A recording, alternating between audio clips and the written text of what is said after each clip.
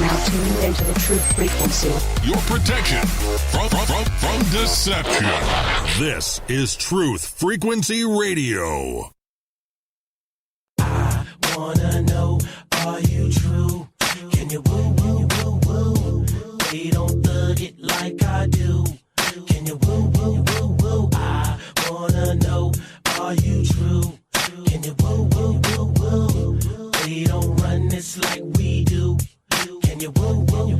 Is it true? Is it deja vu? Is it you? Can I come through and kick it with you? Can we woo, woo, woo? Snip a little ooh, ooh. Don't really matter cause you're still my boo, boo. We can slide out, ride out, back to my house. Good morning, good afternoon, good evening, and welcome back, everyone. You're tuned in to Freaky Friday right here on Truth Frequency Radio Network, www.truthfrequencyradio.com. I am Kev Baker, and I am one of the crazy woo crew that is about to guide you through 3 hours of news and woo that you probably won't hear on many other shows. And tonight I am joined by the one and only Johnny Whistles, although Johnny comes with a bit of a twist, and we'll get into that in just a moment. Then we go to Scotty Lopez. How you doing, man? Hey, what's up?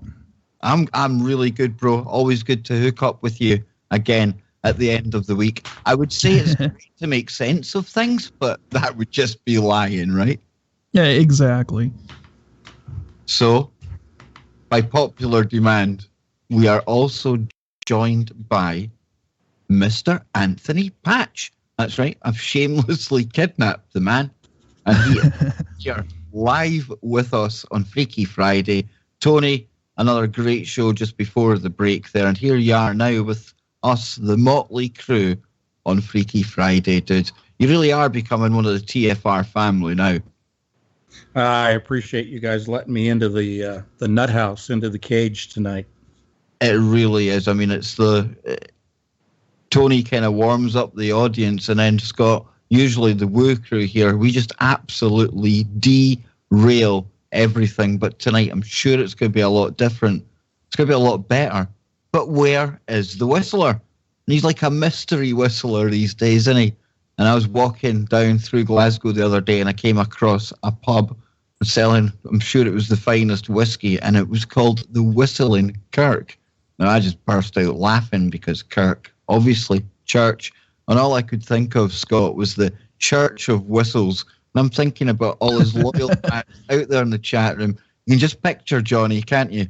Up there with some crazy, colourful suit on, just pontificating to his crowd. But not tonight. You know what? I'm gonna have to say I'm gonna blame all these shenanigans on Mercury retrograde. Is that what you think it is, man? No, it's this crazy. Hey, there he is. It keeps putting the slider down on the microphone. It just keeps resetting to 0 every 5 seconds. So what I've done is I've got the properties up, and as soon as it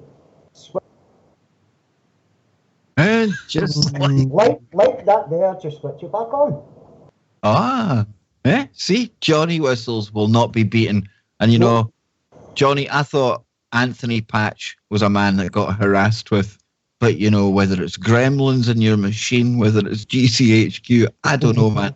But it's as if you and Tony are actually quantumly entangled.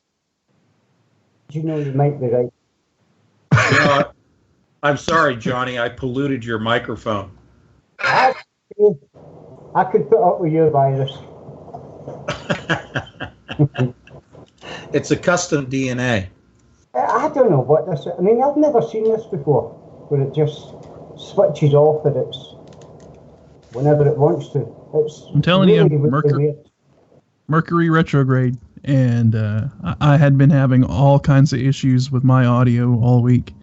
Of course, for those of you out there that also listen to the Freedom Link, you'll know that I've been filling in for Joe Joseph, and I had the audio gremlins pestering me all during his show. So I'm telling you, Mercury retrograde. And there is a rumor that Joda will be joining us live from the Ark as the show progresses tonight. I know what a night of radio it's going to be right here. And Scott, I want to come to you first of all, because you shared a story in the chat room for Freaky Friday earlier on.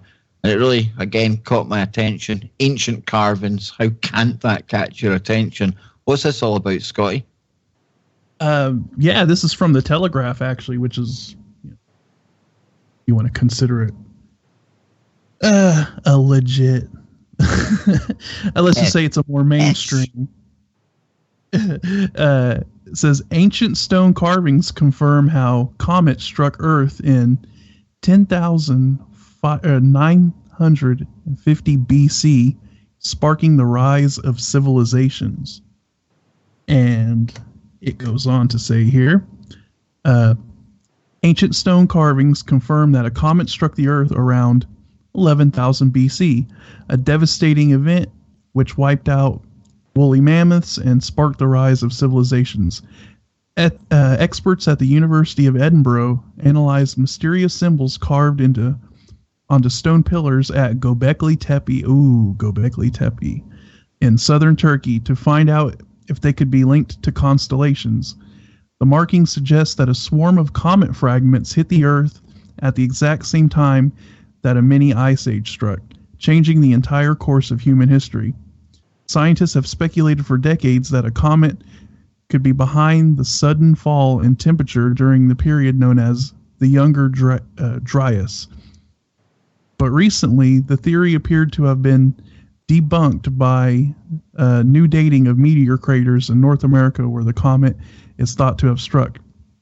However, when engineers studied animal carvings made on a pillar known as the Vulture Stone at Göbekli Tepe, they discovered that the creatures were actually astronomical symbols which represented constellations and the comet.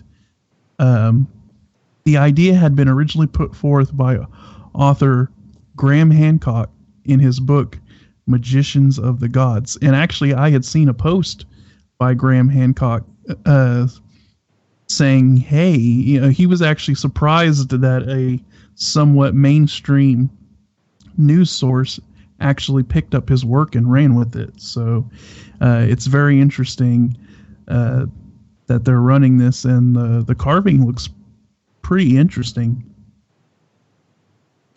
Yeah, absolutely. I mean, Göbekli Tepe, it's one of these almost out of time or out of place locations. It throws everything on the timeline just a little bit off. In 11,000 BC, I think they date kind of Göbekli Tepe back to. And what's even more kind of interesting about it is the fact that I think they've only unearthed something like, I think it's maybe 5-10%, not very much of it at all. So who only knows what remains underneath the actual ground there, waiting to, what secrets still wait to be unearthed. But I'll come to you, Tony. I mean, when you look at these megalithic kind of sites and things like that, I mean, what kind of race of beings, or who do you think was leaving that down here as a marker? I don't know. There's this whole discussion about panspermia and, ancient aliens and all of that good stuff. And that's all well and good. And it's hard to say in the face of physical evidence that has been dated. You have to stop and say what method is being used for dating. And if it is, carbon-14 dating, even that has some questionable aspects to it. Now, in the world of Christian studies, they want to say that the world's only 6,000 years old. I don't even bother to get into that kind of a debate, but I will say this. On the face of it, it looks like we've been recycled many, many times over and over. That's kind of what I think as well. I think there's been many times before. On you go, Scott. I was going to say, I agree with that. I think that there have been many resets of humanity that go back way longer than what we're taught is the timeline of when there was a beginning of humanity and an end of humanity. I think it has began and ended quite a few times for quite a long time. And it'll just keep doing that, Tony, because it's all cycles. Yeah, I think it's important that, we understand that the written records that we have here, is questionable itself. I mean, whether you're talking about the Bible, and I'm not, being a heretic here, I'm just saying that there's always this discussion about the Bible itself, that there are books that have been kept out, like, Enoch. There have been extra biblical records that have been kept out that maybe the Vatican, the Pope, the Catholic Church, over the centuries has, withheld information. I don't let that get in the way of my relationship with Jesus Christ. But to be specific to the topic you're talking about here, I think because our records are lacking, and if we want to say that the biblical record as it exists today is infallible, that's fine. I don't have a problem with that. It's like, okay, if you read the Bible as a historical document, does it actually say 6,000 years? There's a couple of people in the chat room who are bringing that point up, which I think is very valid. You begin to walk down a very slippery slope when you start questioning the Bible, both as a historical document and as a inspired document from God himself. I believe it's the inspired word of God. But if we look at the fact that we have these fragments of recorded history, be it archaeological in stone and soils, be it in documents, including, copper scrolls, we have to always be careful about the evidence and look at the evidence with a critical eye and be very specific in defining the evidence itself. Again, like I tend to do, I go down to the quantum level. That's kind of what I'm saying when you talk about defining evidence. Scotty, going down to the quantum level, you can't get much better than that. And I don't think we usually go down to that level here. Yeah, and I'm kind of with Tony on this too. It's not really like being a heretic whenever you're questioning the Bible, because let's be honest here, there are different versions of the Bible, and when you have different versions of something, then that means things have been changed, right? And we, in the end, we are depending on people's writing it down, right? Humans are not perfect, and you got to look at all of these other scriptures that were actually, removed from the Bible. You got the Dead Sea Scrolls, you got the Book of Enoch, you got things like that.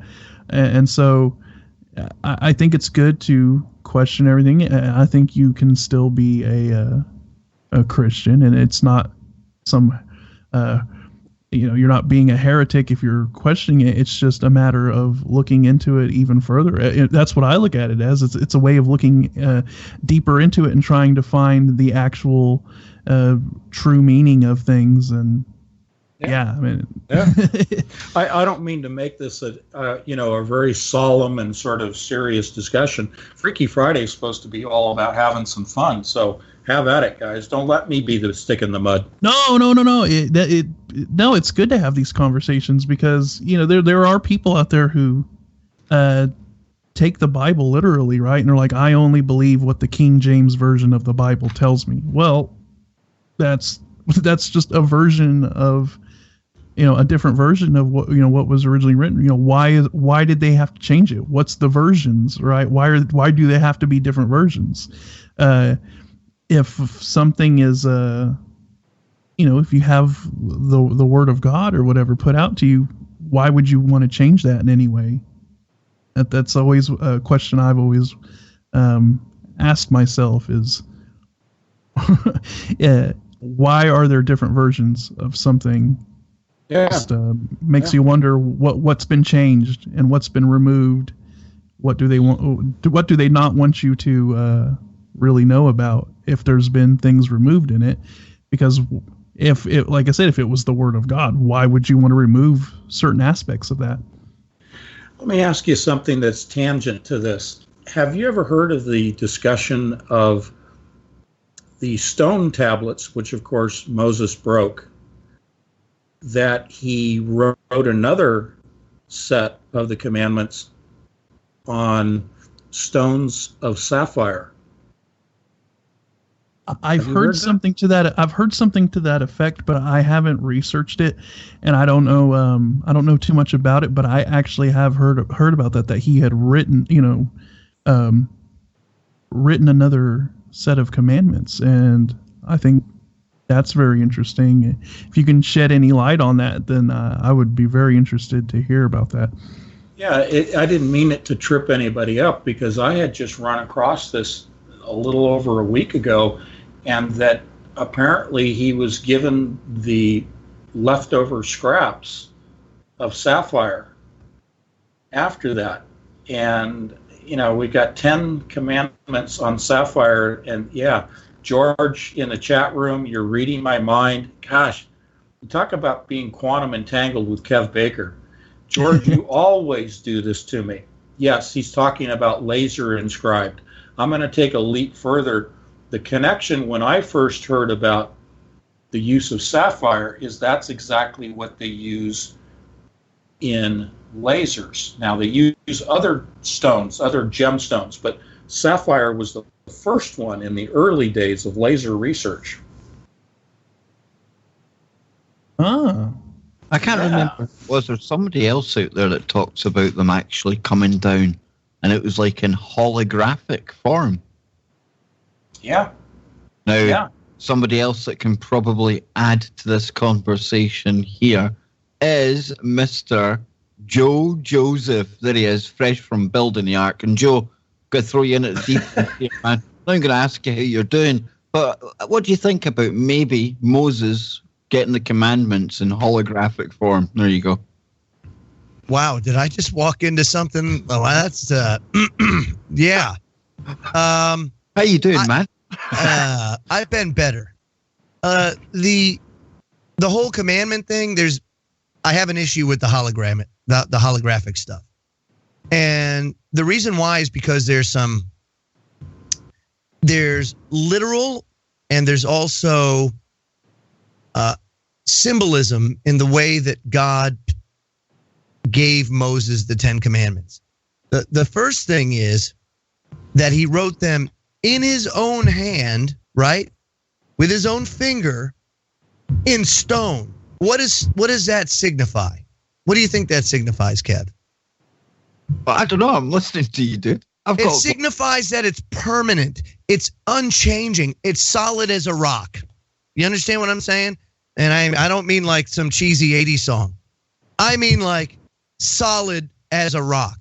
Unchanging, That's why when I talk about the Catholic Church, for example, the Catholic Church has gone and said, oh, we don't like Saturday as the Sabbath day or the seventh day as a Sabbath day. So what we're going to do is we're going to change the rules because we got it like that. Because the Pope says, I'm the vicar of Christ, right? That's what I am. And at that time, it was Constantine. And so he says, you know what? We're going to get those crazy Christ followers over there, and we're going to bring them into our fold because that's what we want to do. For example, a lot of people think that the Council of Nicaea was this big conspiracy where they kind of went and fabricated the Bible. But we know through the Dead Sea Scrolls that that's just not true, because they have a copy of Isaiah, as an example, that dates back 3,000 years, well before the Council of Nicaea. So that's crap. Then, of course, you've got Shem Tov's Hebrew Matthew. See, there was evidence and there was writings at the time that Matthew, his book, was actually penned in Hebrew before it was penned in Greek. And no one could find a copy of this. But there are distinct Hebrewisms that occur within Matthew, and there's also error that's in Matthew in its current form, because some things just don't make sense the way it's written, where people would question it and say, wow, this doesn't make sense. And they'd be right to do so. But the fact of the matter is, if you take it and you look at it in the original Hebrew, holy crap, what do you know? It all makes sense. It's amazing. Exactly. This is exactly what I just basically told. I was just talking to Tony about this. If you have the Word of God, or you have these people that take, was it the King James version of the Bible literally, right?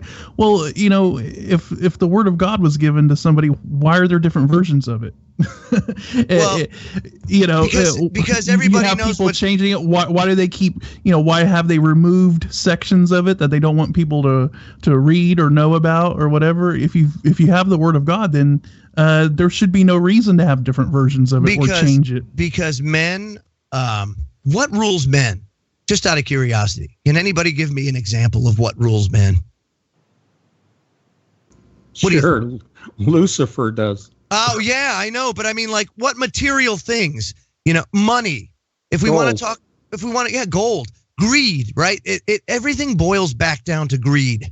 It's all about greed, whether it's power, whether it's money. It boils down to that. Every single freaking time it boils down to that. And that is your prime motivator. So your prime motivator is greed. Every time.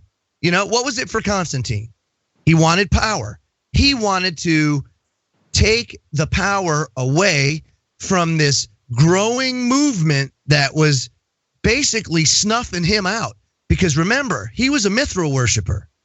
So he was a sun worshiper. And a lot of people don't know that. There's also all these other books that, hey, what the heck happened to the book of Enoch? What happened to the book of Jubilees? What happened to the book of Jasher? What happened to the book of Thomas? What happened to all of these things? How come they're not regularly available? You know why? Because, and I hate to use the word, they don't want you to know the truth. Let me tell you something. Here's the curveball to it all. And this is where their plan horribly fails. And this just goes to show you the power of God. When your heart is truly seeking, you will come to the truth every single time. And I can tell you this for a certainty because, of course, my path to God was through my wife. Everybody, I've talked about it in the past. Before that, when I met her, I was reading the Black Bible. Just to put things in perspective, okay? I was on the total opposite ends of things. My band name was Strange Flesh. That was my band name. Just so let it all out on the table. So, just so people know where I came from, I know both sides of the fence. I know what's on that side. I know what's on the other side. Even in my journey, guess what? I even decided to go, hey, let's see what the Chinese think about this. So I read the I Ching.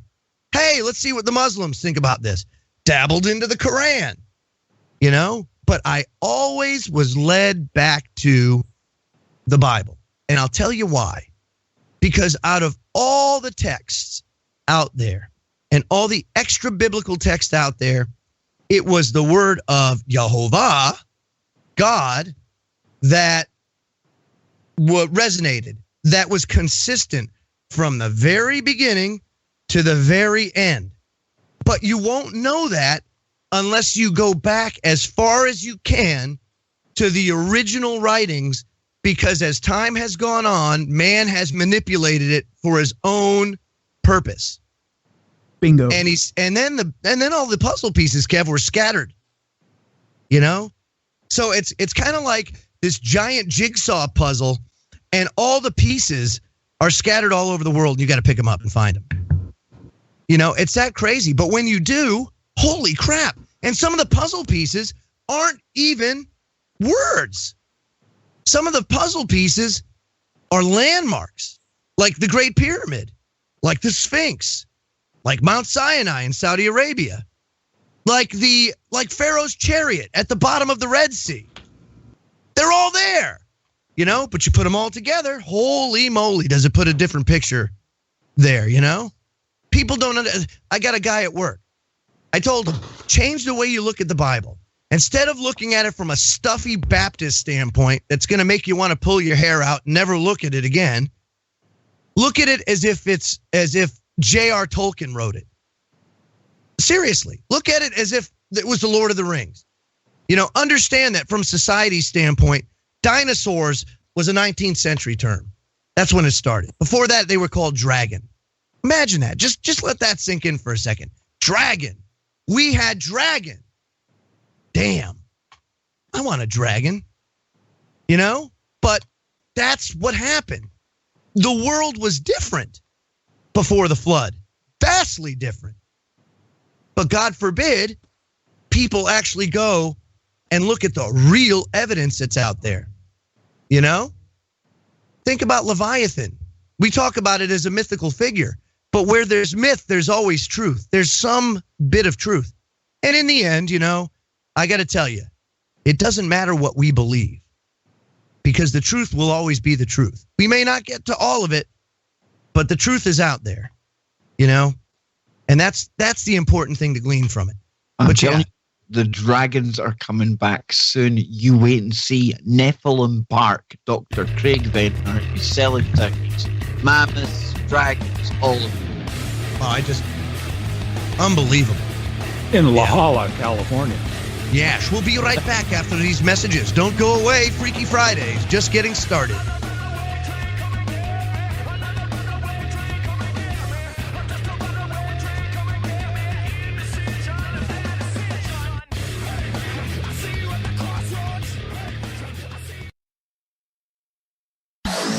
No hate, no hype, no fear. We are EFR, your protection from deception. Wars are psychological just as much as they are physical, just as much as they are economic. Listen up. We tax you your peace of mind. We construct lies to make them true. We tell it, we sell it, you buy it, I get mine. There is no greater money maker than the fear to you. We are. Oh, no. That's like one thing. Joe Joseph is yet again trying to strangle a Wookiee. What has a Wookiee ever done to you, man? Listen, maybe that's the noise that Elon Musk will make if Tony Patch ever gets a hold of him and his neural lace. Yeah. Well, I'm going to take that neural lace and I'm going to put it around a certain area of Gordy Rose and Eric Zelinsky. Hey, did you guys bring up these power outages that went down today? No. No. Okay, I gotta ask you something, because this is kind of, we know that there's no such thing as coinkydinks, right? Right. We don't play that. So they had a drill in New York today where it was Gothard Shield or something like that. Yeah, Gotham Shield or whatever Gotham they want to Shield. call it. Yeah. Interesting name, by the way. This Gotham Shield. Yep. But at the same time that happened, where this was against like I say, a nuclear blast or perhaps a nuclear terrorist attack. I don't have the details right now. I've got an article up, but at the same time, coinkidinkily, in Los Angeles and San Francisco, those cities went dark. You know, so we know that when there's drills, typically you have a real event that's coming right around the corner. Yep. And this isn't your simple, oh, it's a terrorist with a dirty bomb. Oh, it's a terrorist with a pressure cooker. Oh, it's a terrorist with a pipe bomb. No, we're talking about nukes, you know? And so... And they're talking about the West Coast, you know, Korea. Yeah. Okay? West that's Coast, where you Korea. are. That's not good. I'm not telling you where I am. Okay. That's not good. So, I mean, No, it's not. just, no. But I can tell you, all you people on the West Coast, make sure you got your ducks in a row. There's a great History Channel. I don't know if it was done on purpose or not, but it has to do. There was a History Channel documentary on what would happen, or it basically took a family after an event, whether it be nuclear, and they don't tell you what the event was, but you can basically infer by what happens that it was a nuclear blast or something like that. And society breaks down. You know, they say, oh, within 3 days, the food's gone. No, within 3 minutes, the food's gone. I mean, we saw that with just the food stamps. You know, when the EBT machines went down and the Walmarts got emptied in an hour. So the other thing is evac routes. Your traditional evac routes aren't going to work. They'll be jammed up in no time, and then people will be killing each other. You're talking about an event where 90% of the population can perish. You know, and they had a drill about this.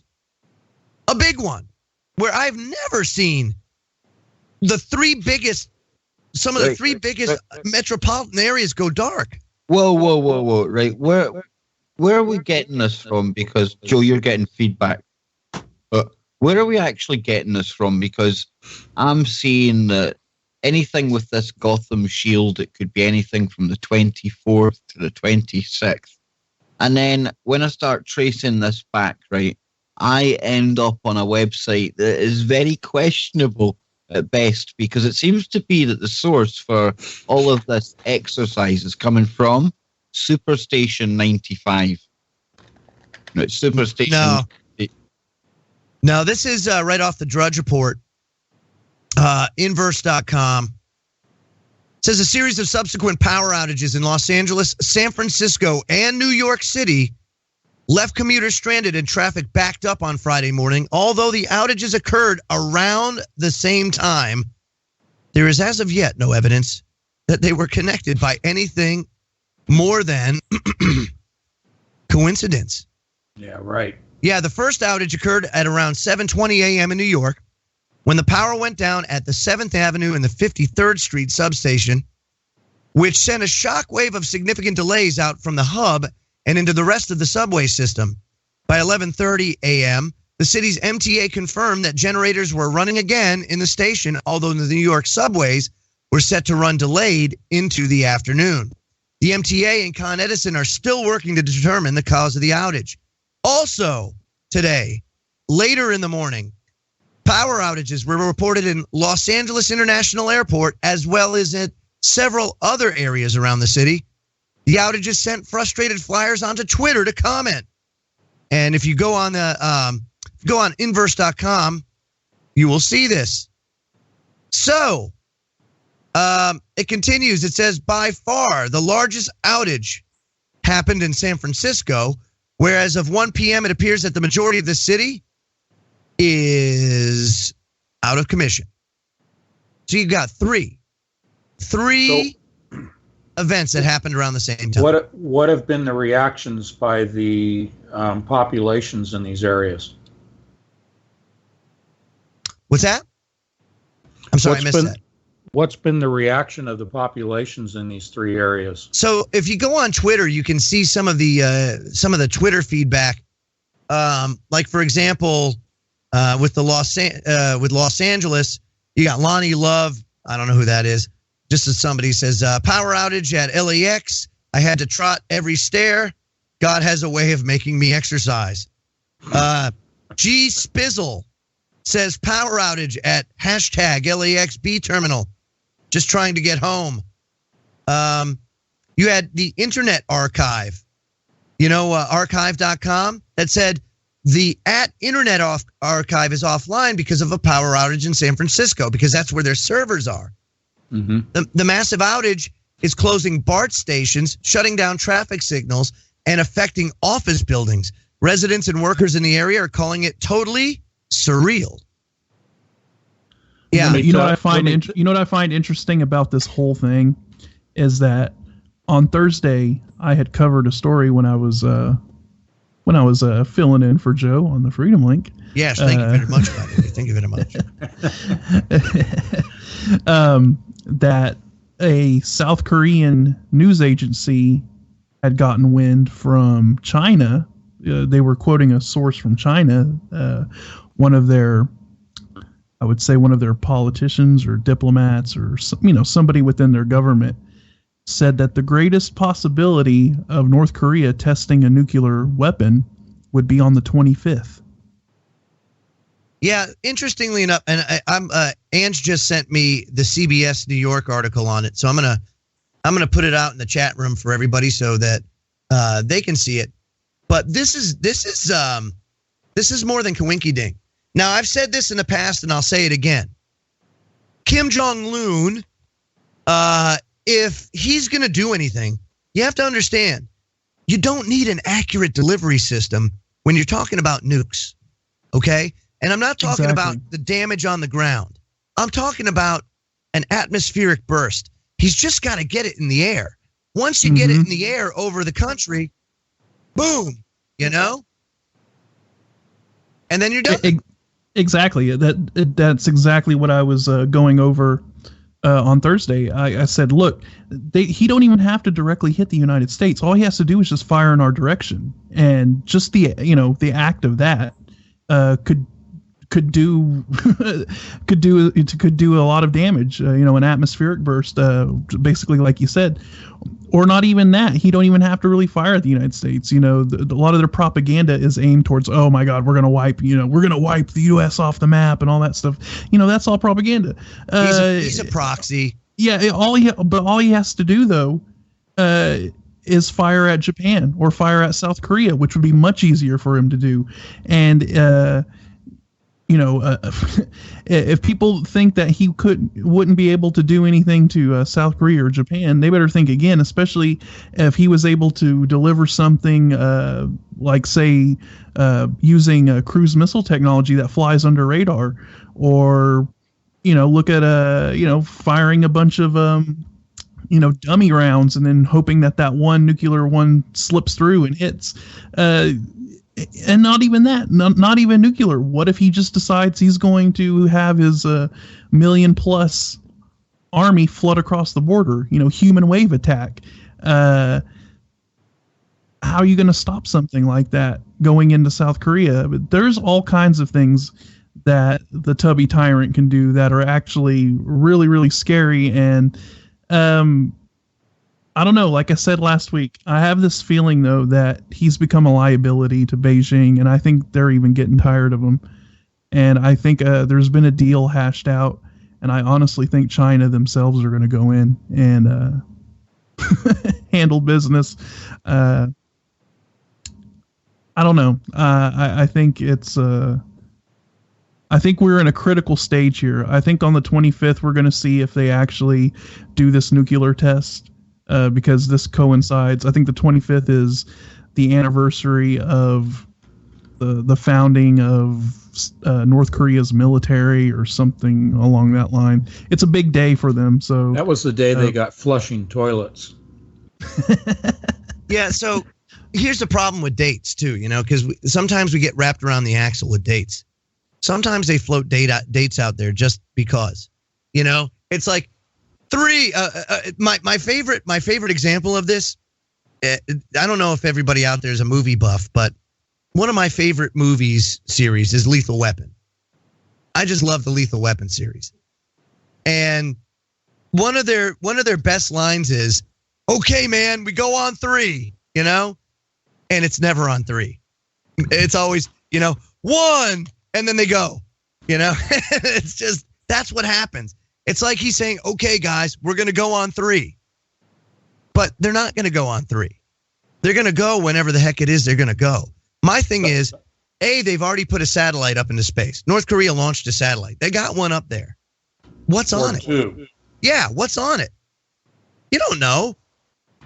All it's got to do is go over the United States. Boom. Done. They said that this... And all these ICBMs that have been blowing up that they've been trying to... test. I don't believe that's just incompetence in the North Koreans. I think we are taking them down with laser weapons. I think we either have a ground-based laser weapon in South Korea itself, or we have one on a ship out in the ocean, or maybe even a satellite with one. But either way, this is just too coincidental that they have these quote unquote failures all the time, where the missiles just blow up soon after launch. They tested on USS Ponce last year.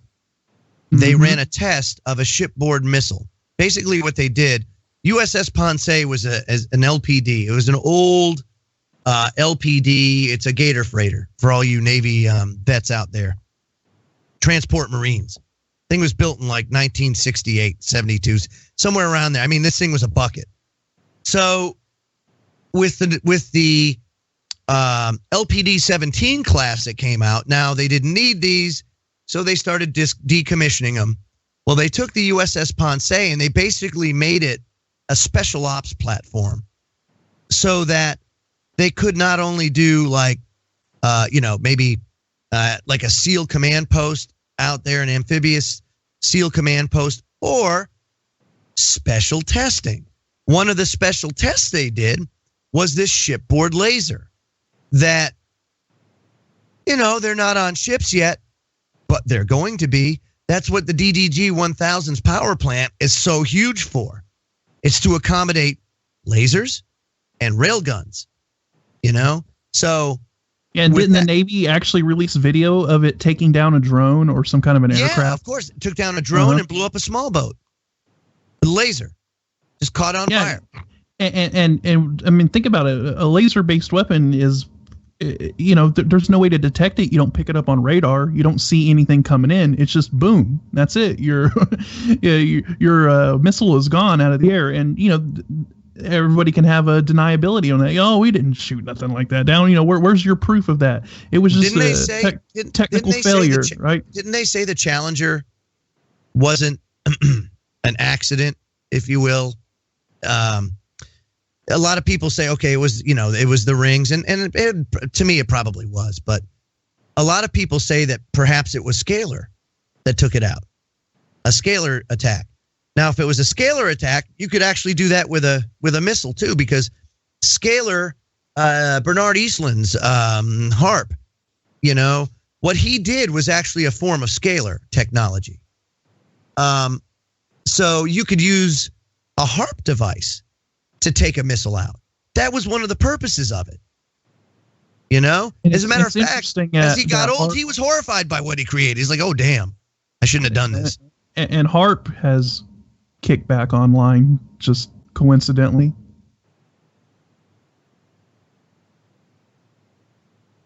I believe it was sold to a private company.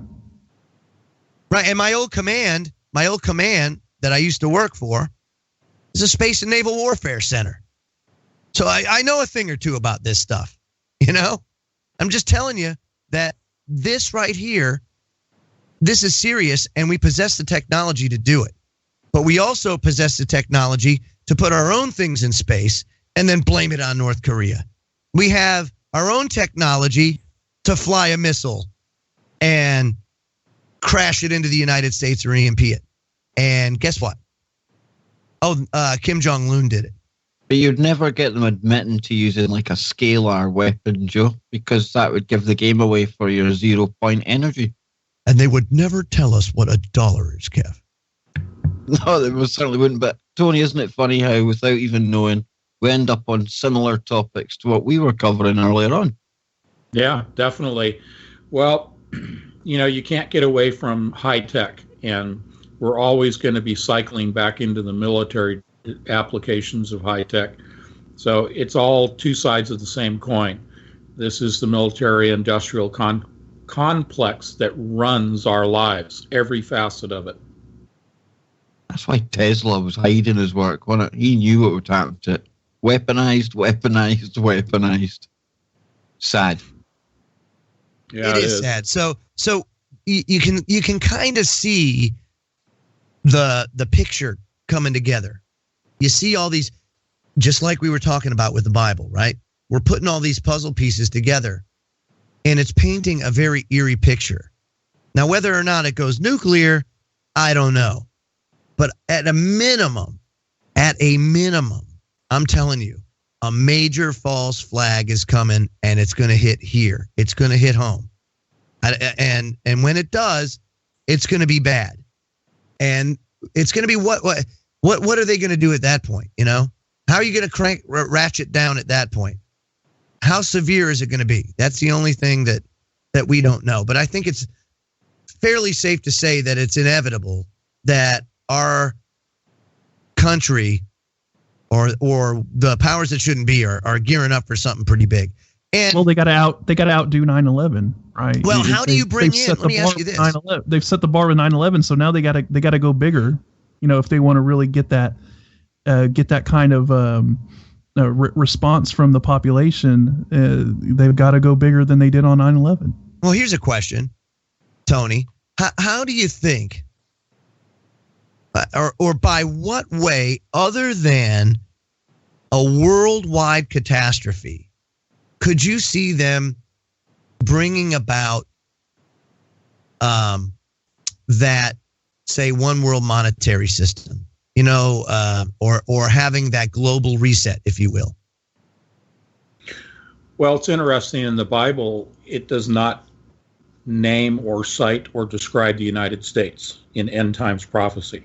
In fact, it doesn't really even describe it at all. So the U.S. needs to be taken down, whether that's economic or military or a combination thereof. We may be seeing the first throes of the destruction of the United States. I'm not being fear-mongering. I'm simply saying that somewhere along the way in the timeline, the U.S. ceases to be a significant world power. That doesn't mean the U.S. disappears. Now, if you want to bring about the global reset, it's the Hegelian dialectic that we're talking about here, by the way. I believe in the ultimate in doing that, in bringing in the beast system.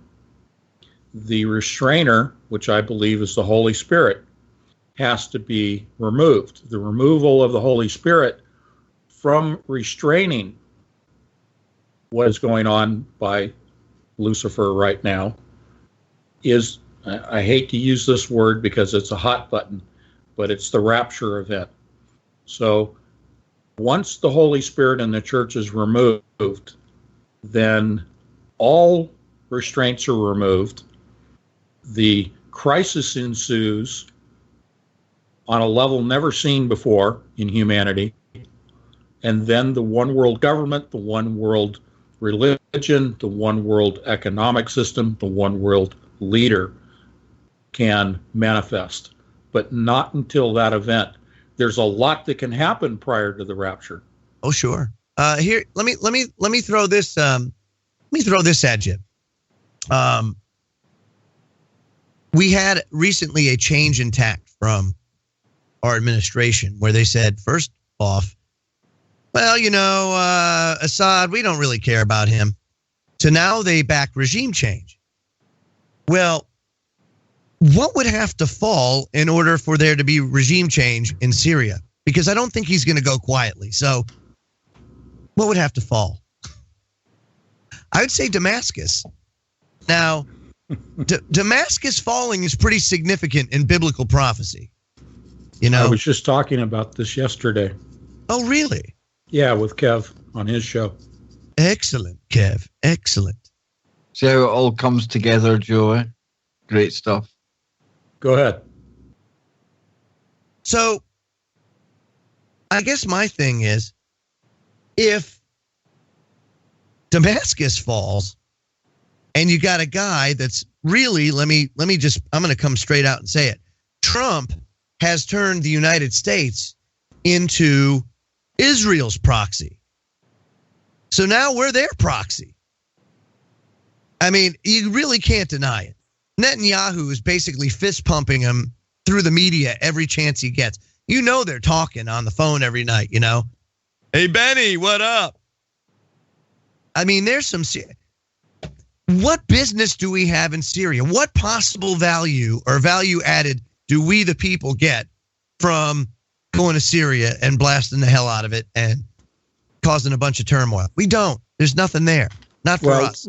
Let me give you just a back step on that. The reason for Syria is Russia. Russia wants the oil in the Golan and wants the natural gas in the Leviathan undersea bed deposits between the island of Cyprus and Israel itself. Largest natural gas and the source of all the oil in the Middle East is the Golan. That's what Russia wants. That's the hooks in the jaw that are described in Scripture. That's why Syria, because if you control Syria as a forward operating base, you can take the Golan and you can take the Leviathan. Oh, well. And isn't that interesting that just prior to this, we had the Afghanistan war. And wouldn't you know, just like the value there, Tony, in Afghanistan, there is well over $1 trillion in rare earth elements. The very thing needed to make your technology, you know, all this. As well as lithium. Yeah, exactly. Now, China, consequently, owns 90% of the world's rare earth element mines, to include lithium. Yep. So interesting how you can see all that playing into it too, you know, that you're right. It's really a resource war. It's a money war, but on multiple fronts where not only is it profitable, the land, the resources, but also just fighting the wars themselves. You know, the military industrial complex makes a mint. And they love it.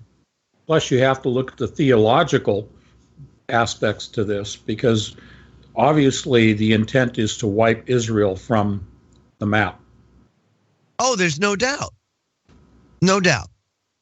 So, I mean, these are very exciting times, I would have to say, gentlemen, because I believe we are extremely close.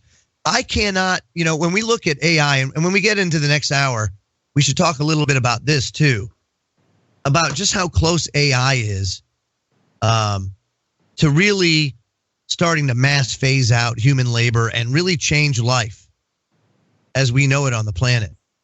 So I don't think there's any intention there on God's part to let that go on. I don't think he's going to let it happen. Matter of fact, I think he's going to intervene before that happens, much like he intervened with when the genetic manipulation and everything else was going on pre-flood. You know, he let it get to a point, and then it was done. And I think we're really close to that point. I don't know. I agree with you. I think we are. I think without being fear-mongering, because this is not about fear.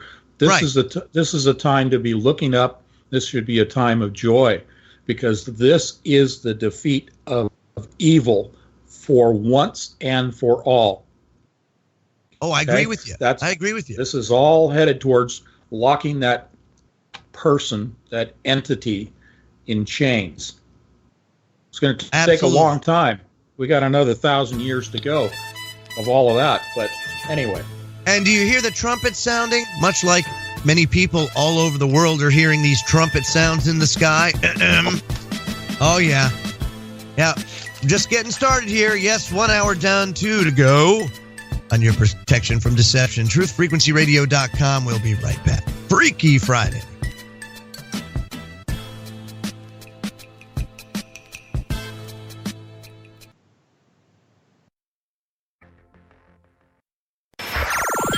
Wherever you are, make it Truth Frequency Radio.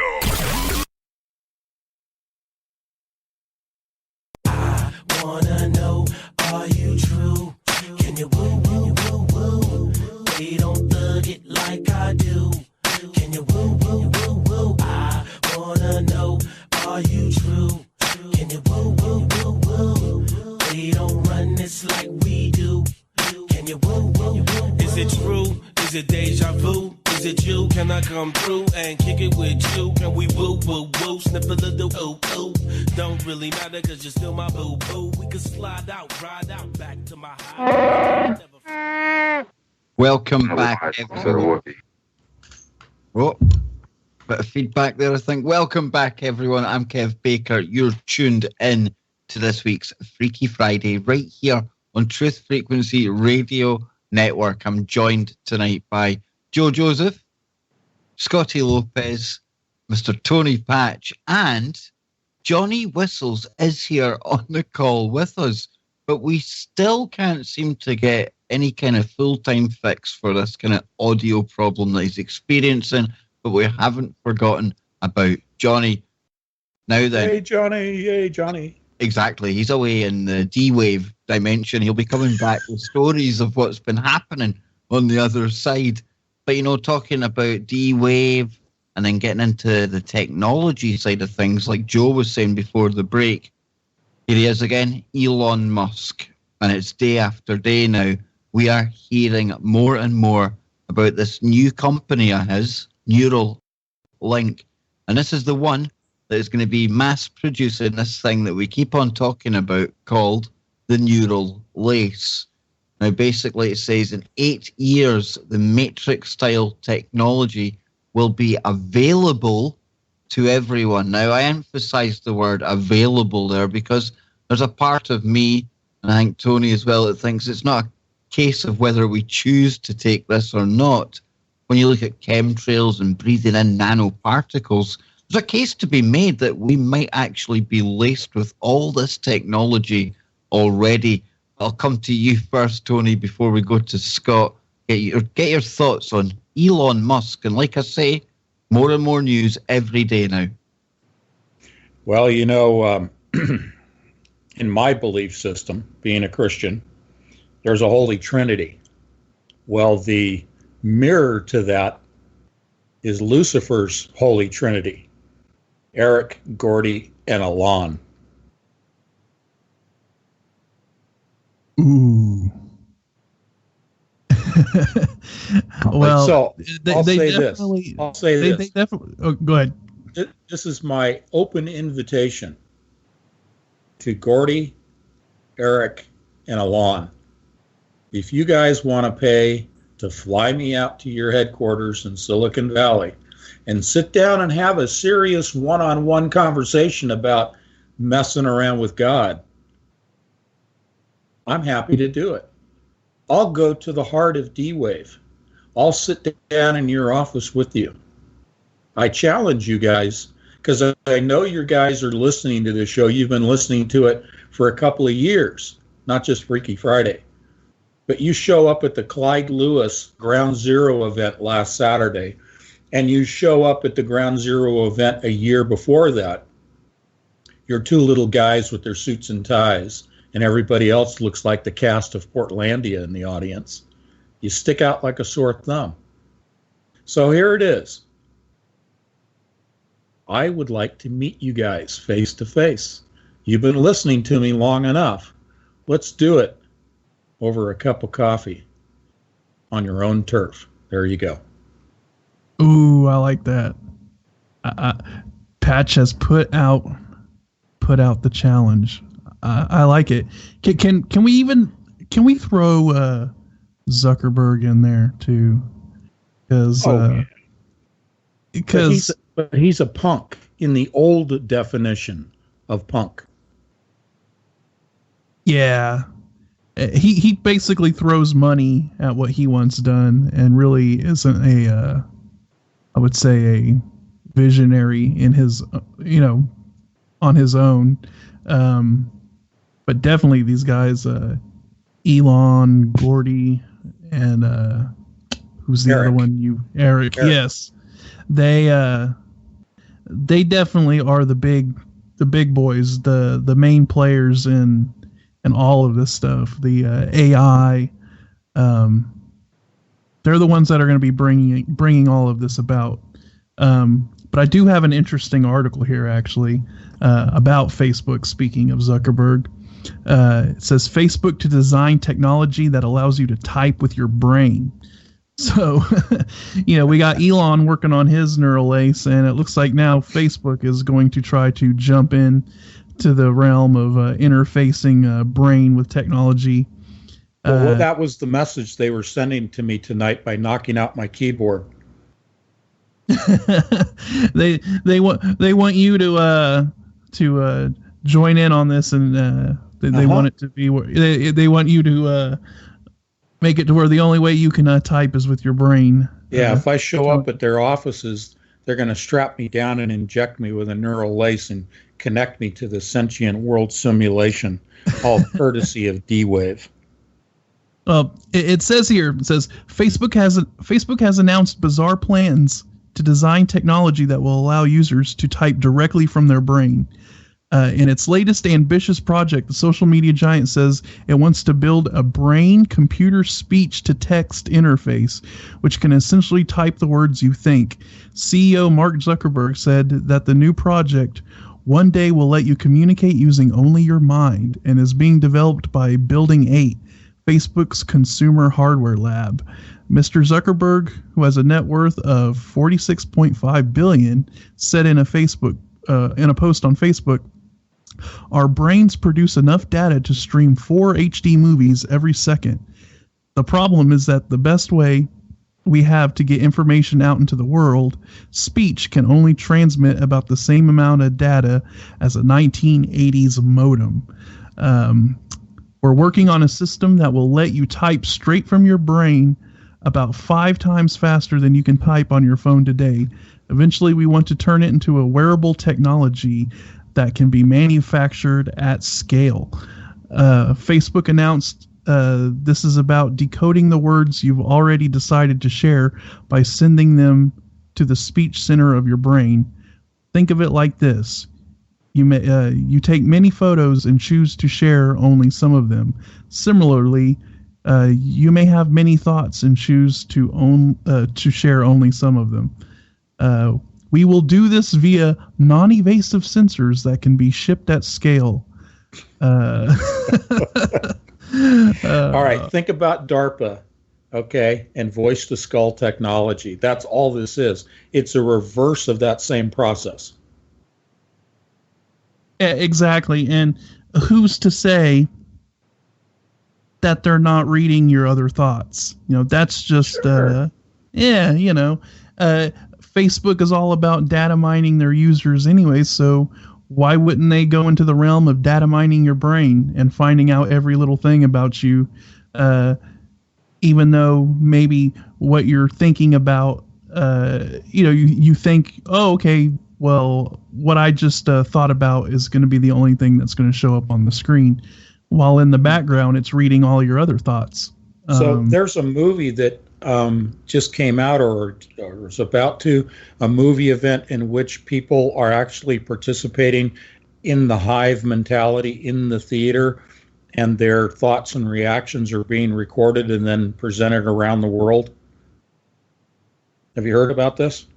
No, I haven't, but there's a it sounds very similar to this website that was set up where they want massive amounts of people to sign up and basically make hive mind predictions. Yeah, and I'm sorry I didn't make notes about this. I seldom watch TV. I saw this advertisement for the movie and it just kind of went by me, but they're promoting the whole idea of being part of this world event in which all of our thoughts are interconnected. They're literally promoting this as an exciting and positive advancement for humanity, and they're starting it with a movie event. So what you're talking about is they're moving very quickly to plugging everybody into the hive mentality. And before we went to the break, you were talking about as in the days of Noah. Yeah, it gets right to that point, and then God snuffs it out. Yep. It is. It's crazy, and it is interesting that you brought that up. I'm seeing a lot of this research going on now, where they want massive amounts of people to be involved in the same sort of activity. Like they want everybody to focus their thoughts on a singular thing, and they're really trying to map out what they can do with this hive mind mentality. It's almost like instead of relying on supercomputers to do this work, they want to basically link everyone's brains into like a daisy chain, right? and have a human supercomputer do all this. It's just really interesting. Well, that's the sentient world simulation you're just describing there. Mm. The SWS, the SWS is the B system. It is the system that allows for the hive connections and, yes, for the collective processing power of 7 billion human brains. But the point is that it's not for us to participate in willingly or in a benevolent fashion for us. It is for the reverse of that. It is the mechanism to control 7 billion human brains. And if by doing that you're able to tap into the computational processing power of 7 billion human brains, so be it. But they don't need that, because D-Wave's own statement of their 512 model, which is now antiquated, was quoted as having the equivalent processing power of 7 billion human brains. So you don't need the brains for computation. As I've been outlining, there are now 12 and even more models of the D-Wave computers. So we are talking about accessing parallel universes through the computer in the multiples of thousands. In fact, the math that I've done shows that it's at an infinite level, however you want to define that. But you don't need the human brains for computation. You have the D-Wave computers for that, because they far outstrip 7 billion human brains already. What you do is flip that around, and now you're controlling 7 billion human brains. Yeah, and I think a lot of the reason why they want to actually get people involved in this is, maybe the D-Wave has that computational power, but they need to be able to extract data and scan people's consciousness and their thoughts and basically add it into their data sets. What they're trying to do is they're trying to scan the brains to steal the souls.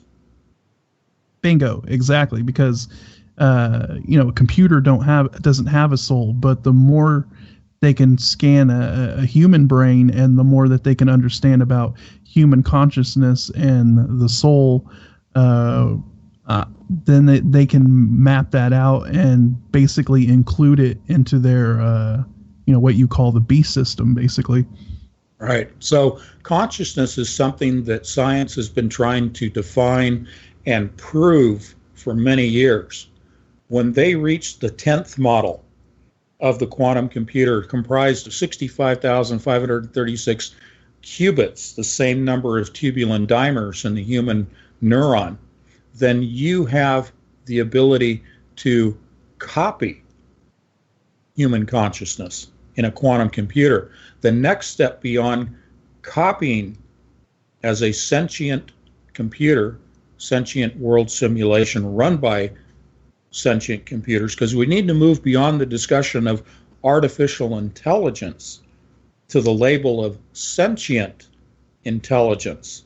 Because now with the 10th model of computer, they've been able to copy human consciousness to achieve that sentient status in a computer.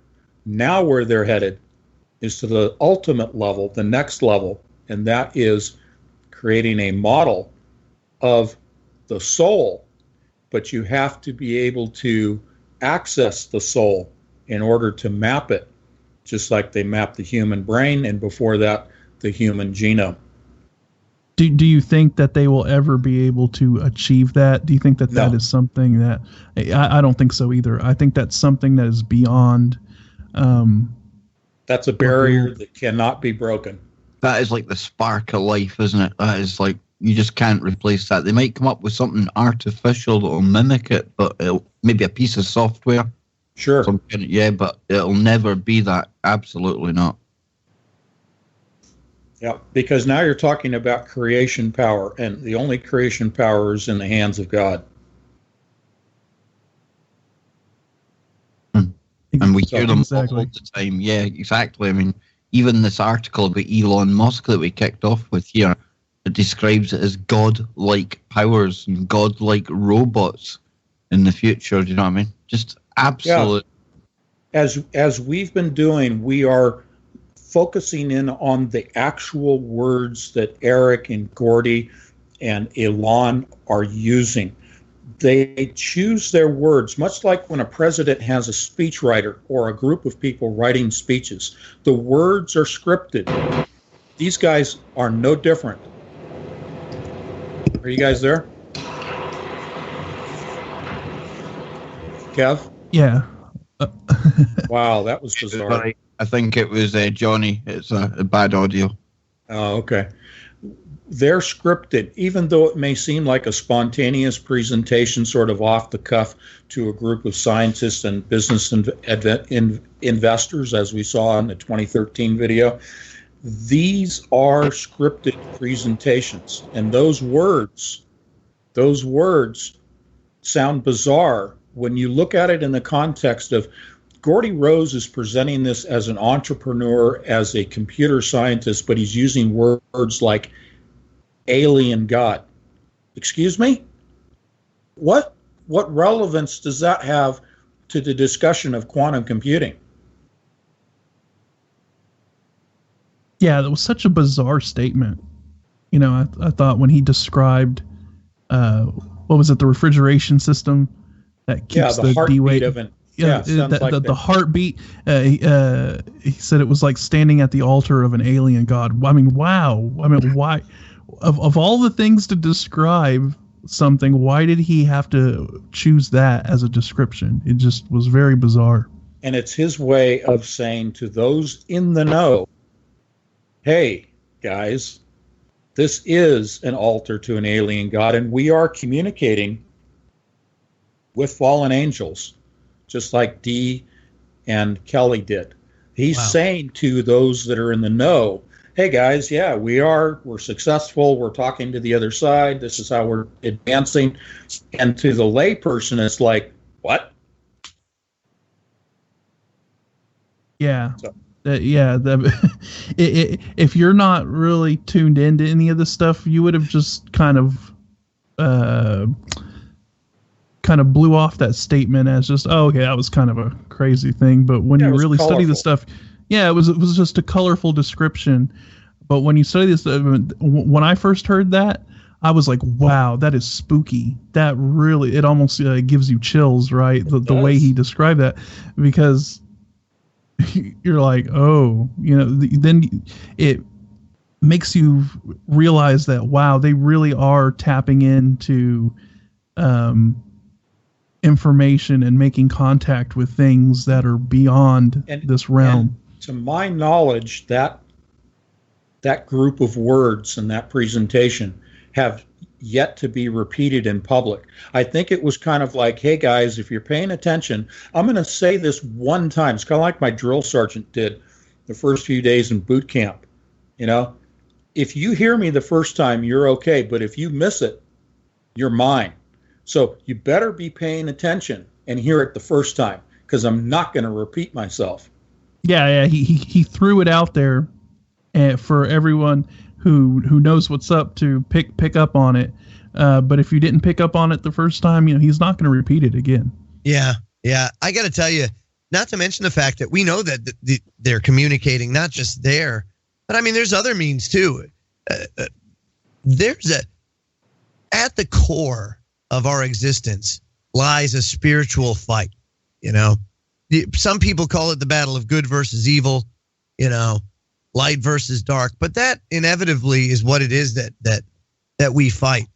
And before all the economic wars and all the different wars that we fight physically, the very biggest war that's waged is the spiritual war. And it's one that, whether or not you choose to acknowledge it, it's out there and it affects you. We're all vessels and tools, really. And until you realize the power that you have and take it, and harness it and not be vessels for those little minions out there, we're going to continue to just downward spiral. And it's going to get worse. And, now they're opening gateways and stuff like that. So that's even better. So let's just let it flow. And I don't know about you guys, but the last 8 months for me it's been kind of, let's just say, a struggle. Oh, yeah. It's great here as well, Joe. Yeah. Do you see what I'm saying? There's a pattern emerging here. Absolutely. I'm going to interrupt just real quick because it's in chat. Morgan Ash, thank you. The movie we were discussing, where I was trying to describe for you, was called Mind Gamers. Mind Gamers. So thank you, Morgan. Go ahead, guys. I didn't want it to get away from us. Okay, so they're doing this test, or this sort of mind hive test, as a promotion for the movie. Right. They're actually doing this in the theater, and they're plugging people into this hive connection in the theater, from what I understand. Wow. No danger, man. I wouldn't be plugging myself in for that. No good comes of this. Never has a good story started with, well, I plugged myself into something in the theater. Right. Or even the whole neural lace concept. Yeah. Why bother? And Facebook just came out and openly admitted that they're working on the whole brain interface, which is basically mind control, Yeah, and they say, "Oh, don't worry, only the thoughts that you're thinking of that you want typed on Facebook will be the only ones that are going to be read or whatever." To quote Jack Nicholson, "You can't handle the truth." That's right. It is something so unbelievable that a lot of people just can't handle it. It's rough. Well, of course, the tendency is the normalcy bias, and we always cite that, but it is outright fear. And if you don't have the Holy Spirit, if you don't have the full armor of God, if you don't have Jesus Christ standing next to you, if you don't have your DNA shielded by the Holy Spirit, I'm sorry, but you might as well kiss your you-know-what goodbye. That's right, yeah. Hey, guess what? Just out of, my wife, Angela, she got her first cell phone since, the last time she had one was when we were dating. And it was before texting was a capability. So back in the old school Nokia days, dude, it was like old Nokia. Absolutely. I mean, so she's got that, but up until now, she's been kind of in the dark ages. Hey, speaking of the Nokia, the old school Nokias, they rebooted them. You can go get them again if you don't like these newfangled these new smartphones. You can go pick you up a Nokia now. They relaunched them, and I guess they're really popular. People, you know what freaks her out real bad? Seriously, because it's the first time she's had one. When she's trying to type a text, she knows the damn thing knows what she's going to say before she says it. It's like she's like, wow, this thing, the word's right there, and then the next word and the next word. It's like, wow. Yeah, I guess for somebody that's never saw it before is kind of, with us, we become so technologically addicted that, it's unbelievable how it's just become a norm for us. But here she is, she's kind of like never been subject to it. She's always refused. And every time I've handed her my cell phone, it's been, no, you do it. I don't care. So now she's got her own. She's having to adapt to this magical piece of sorcery that you've given her. Instantaneous. For us, it's been kind of gradual. Okay, we get the next phone and the next phone.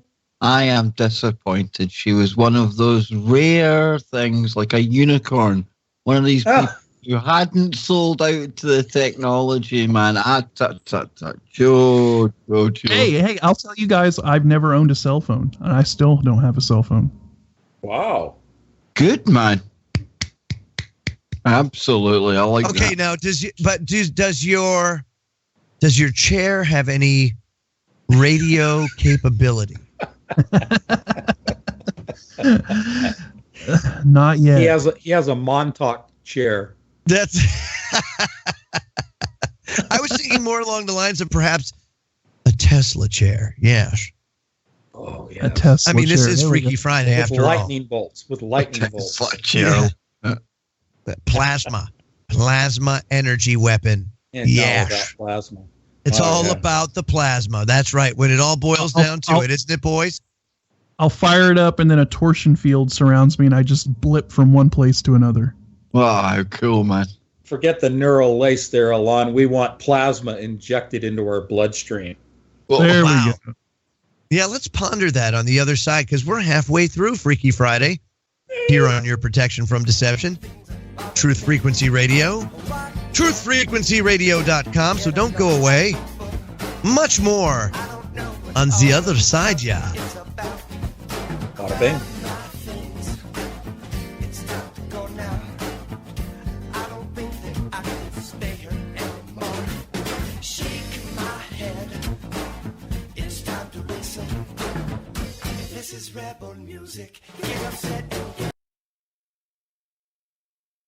Real people, real radio. Wherever you are, make it TFR. Truth Frequency Radio. Are we on the verge of an all-out economic collapse? Is America bankrupt? That's right. Collapse, collapse, collapse, collapse, collapse, collapse, collapse, collapse, collapse,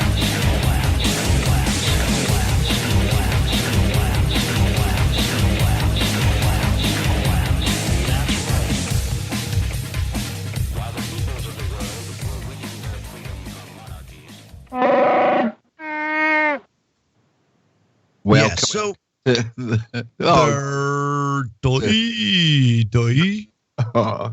See, you tell me to come on, speak more, waking up a little bit. Here I am, and you just absolutely derailed me. I've no words for you, man.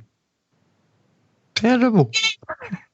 Where are we going now, Joe? I don't know. So I think I'm just gonna defer to Scotty Lopez. Oh, really? Okay, well, luckily lately, I have been preparing for the show, unlike some people. Yeah. And, and I do have an article pulled up. 3 UFOs made crop circles in a field of rapeseed. Is that what it's called? What is it called? Yes, rapeseed. It is. Bright Wow. yellow stuff. Rape. Yeah. Okay, so it says 3 UFOs made circles in a field of rapeseed as they analyzed crops. These 3 crop circles were created by aliens who landed in UFOs to investigate the genetic makeup of rapeseed being grown. It has astonishingly been claimed. Wow, that's interesting, isn't it? Yeah, video of the crop circles found in a field of rapeseed in Tarleton. This is one of them crazy UK words. Oh, it's one of them there crazy UK thing. Okay, I got you. Buddy, Gloucestershire? Gloucestershire station. Gloucestershire. Gloucestershire, have another. Gloucestershire, Scott. Yeah, that's it. Worcestershire. Thank you. That makes a lot more sense now. Okay, in Tarleton, Gloucestershire, yesterday has been uploaded to YouTube. The clip has been seized upon by UFO investigator Scott C. Waring, who runs the website UFOsightingsdaily.com. He claims that there were 3 UFOs involved, a main craft and 2 smaller orbs. He wrote on his website, the crop formation was found this week and has some marks in the field that I believe were made by a spaceship landing in to analyze the genetic makeup of the crop. We also see 2 orb smaller ships that move with it. Have you ever seen a glowing orb in the sky, then noticed it on film? Noticed on film it looked like it has a spinning moon orbiting it every second or two. Well, these are Foo Fighters orbs. Yeah, they're bringing them back. And this Saturn. This tip. Foo Fighters from Saturn? Yes. Moons of Saturn. Moons. Oh, yes, of course, yes.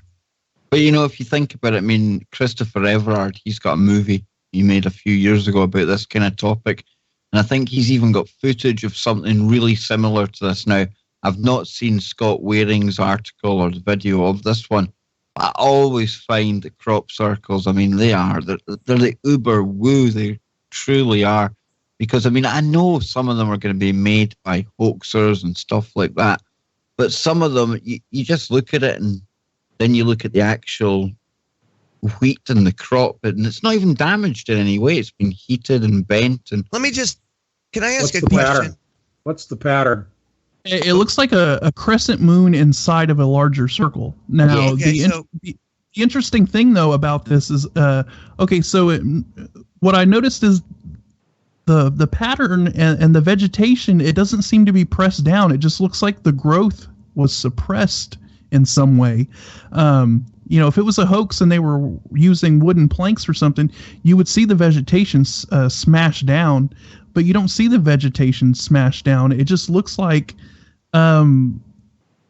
it's really weird. I've never seen one like I got a question for you. It's like, why you gotta be calling it rapeseed and whatnot? Why can't they be calling it intimacy? That's why they keep intimacy. I cracked myself up. Hey, I just flew in from Miami, and boy, are my arms killing me. Go back to Vegas. Back to Vegas. If you look at one of the pictures there, like Scott said, you've got that kind of crescent and then the bigger circle round it. And Tony, you speak a lot about the eclipse that's coming up later in the year. Now, if you pictured this in the sky, this would cast some crazy ecliptical egg-shaped shadow if that was a sun at the back and a kind of thing at the front. So yeah, they could be telegraphing a message that, hey guys, pay attention to this eclipse. I think it was Recep Erdogan, the guy from Turkey, utilizing hidden Nazi technology from the Second World War, the Nazi bell. And he says, I am going to go put the Turkish national symbol right in this damn rapeseed field just to prove a point. I'm here and I got the power. Did you get that from the WebButt 9000? I did. I used it. I confess, Scotty. I'm sorry. Oh, that's too funny. I got plenty of them. It spit a bunch out, and then it ran out of ink. So I apologize if you noticed that the ink cartridge was low on it. Talk about the hubris of these characters, right? But there he is, Erdogan. He's got the app. He's actually got the nuts to hold a referendum to make himself a dictator. Goes and wins it. You can't make it up, can't you? Know, really, in this day and age, it's insane. Hey, Johnny, thanks for posting the picture in chat. Yeah, it's a very, very, very interesting picture there. Yes. Yeah, I mean, I've never seen anything like it. It looks like I said, Turkey's about to make a move on the world. I'm just saying. in the Nazi bell? In the Nazi bell and using Foo Fighters. That's quite a party. They did say they saw like spinning orbs, right? Wasn't that in there that they were like, there's some orbs or something that went and did this? Or come on, there had to be something. And think of the actual Nazi bell spinning things in that as well, weren't they? Yeah, Mercury, right? Mm-hmm. Yep. Yeah. I'd hate to be in that damn thing. I'll tell you what.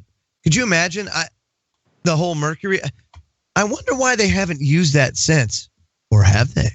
CERN. That's the model. That's the model for the main ring of oppositely traveling accelerated particles. Mercury, you say? They don't use Mercury at CERN, but the red Mercury spinning at ultra high speed as induced by a high DC current in opposite directions is a synchrotron particle accelerator.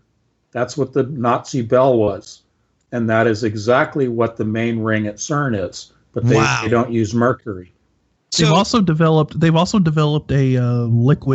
magnetic liquid that I believe is somewhere around, I may be overshooting this here. I'm not sure if it's 10 or 1,000 times more. That has more of a magnetic field than Mercury does. So, and question: I would assume that they would be using that instead of Mercury, because if it can generate a higher magnetic field, then I'm sure they would go with that instead. All right. Well, then I have a very, very serious question to ask. Only a panel of such high intellectual capability, An august group. Then if this is true, why the hell don't we have hover cars? Just asking the question. I got to know. Because we couldn't get insurance for it. Oh, I just saw one of the first, the test of one of the first, not hover cars, but almost a hover car. It can hover. It has vertical lift capability. Almost a hover car. That sounds disastrous. It is. It's not. It's nothing. It's electric, right? So it's an electric. Sounds like Johnny Whistle's microphone. It's an electric powered car that can fly. It's a flying car with a 300 kilometer range. It can go 300 kilometers per hour, and it utilizes VSTOL capability. So you can basically land it in a parking lot. Yeah, but here's my problem with it. Why do they call it a flying car if it doesn't have wheels and drive on the road? If it has to be able to, it has to be able to do both. All it is a personal vertical takeoff aircraft. Right, that's what I thought too, Scotty. Very well said. They lie. Why can't we use the Nazi bell? That's all I'm asking. I mean, come on. Am I asking a lot here? How they lied and they called it a hoverboard when it has two wheels and you just stand on it. All it is a miniature Segway. Yeah. Without handles. You just know they've got the good stuff on Mars, Joe. Yeah, but come on, can't we get a... All right. I have to throw this in, okay? Go ahead. So I publish an article once a month for L.A. Marzulli's e-magazine called PP&S. And I put in last month's issue an article about what I would imagine the propulsion system for a man-made UFO to consist of. In order to defeat gravity, you would use a synchrotron particle accelerator or ring-based. Gravity, you say? Because it will defeat gravity, because at right angles to the ring, a synchrotron will produce electromagnetic lines of force, magnetic lines of force at right angles to the ring. So going straight up from the flying saucer, let's say, and going straight down are magnetic lines of force. Now, in order to propel it and change direction, you would use linear accelerators at different points arrayed around the UFO. So that's, in short, what my article outlined. Okay, so Tony, here we have a man that knows how to do this. So wouldn't you then presuppose that you might not be the only one that knows how to do this? Sure. And then can we further presuppose then that there's somebody out there that said, damn, this would make a great hover car if I could just put it on one. And that's the thing, is like, I don't understand why. I'm perplexed. I'm really pissing my wife off too. She hates my hover car obsession. We're not entitled to it. We're only sheep. Sheep don't get flying cars. No, we just get haircuts about every year. Oh, it's that time of year again. Yeah. April 15th. We just got fleeced. Yeah. We will never see hover cars. Isn't it so bad? Hey, I got another story for you. This is an interesting one because since you brought up L.A. Marzulli, of course, he did a lot of research down in South America with regards to the elongated skulls and the DNA testing that they found was not human, right? Mm-hmm. Right. So the Sun over in the UK has a piece, Shire Genius. Flores man hobbits found in Indonesia were not direct relatives of modern humans. Scientists now confirm. These little hobbits, these little 3.5 foot tall hobbits, were not human. Here we go. So yet another example of who they said, oh, yes, this is early human. Evolution.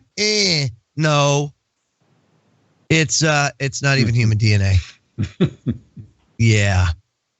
Well, again, when we throw these terms around, we have to define them. So if we're defining an eon or an age, or we're defining the lifespan of the Earth itself, if we're defining what it means to be human, if we're defining DNA, then you have to question the definition first.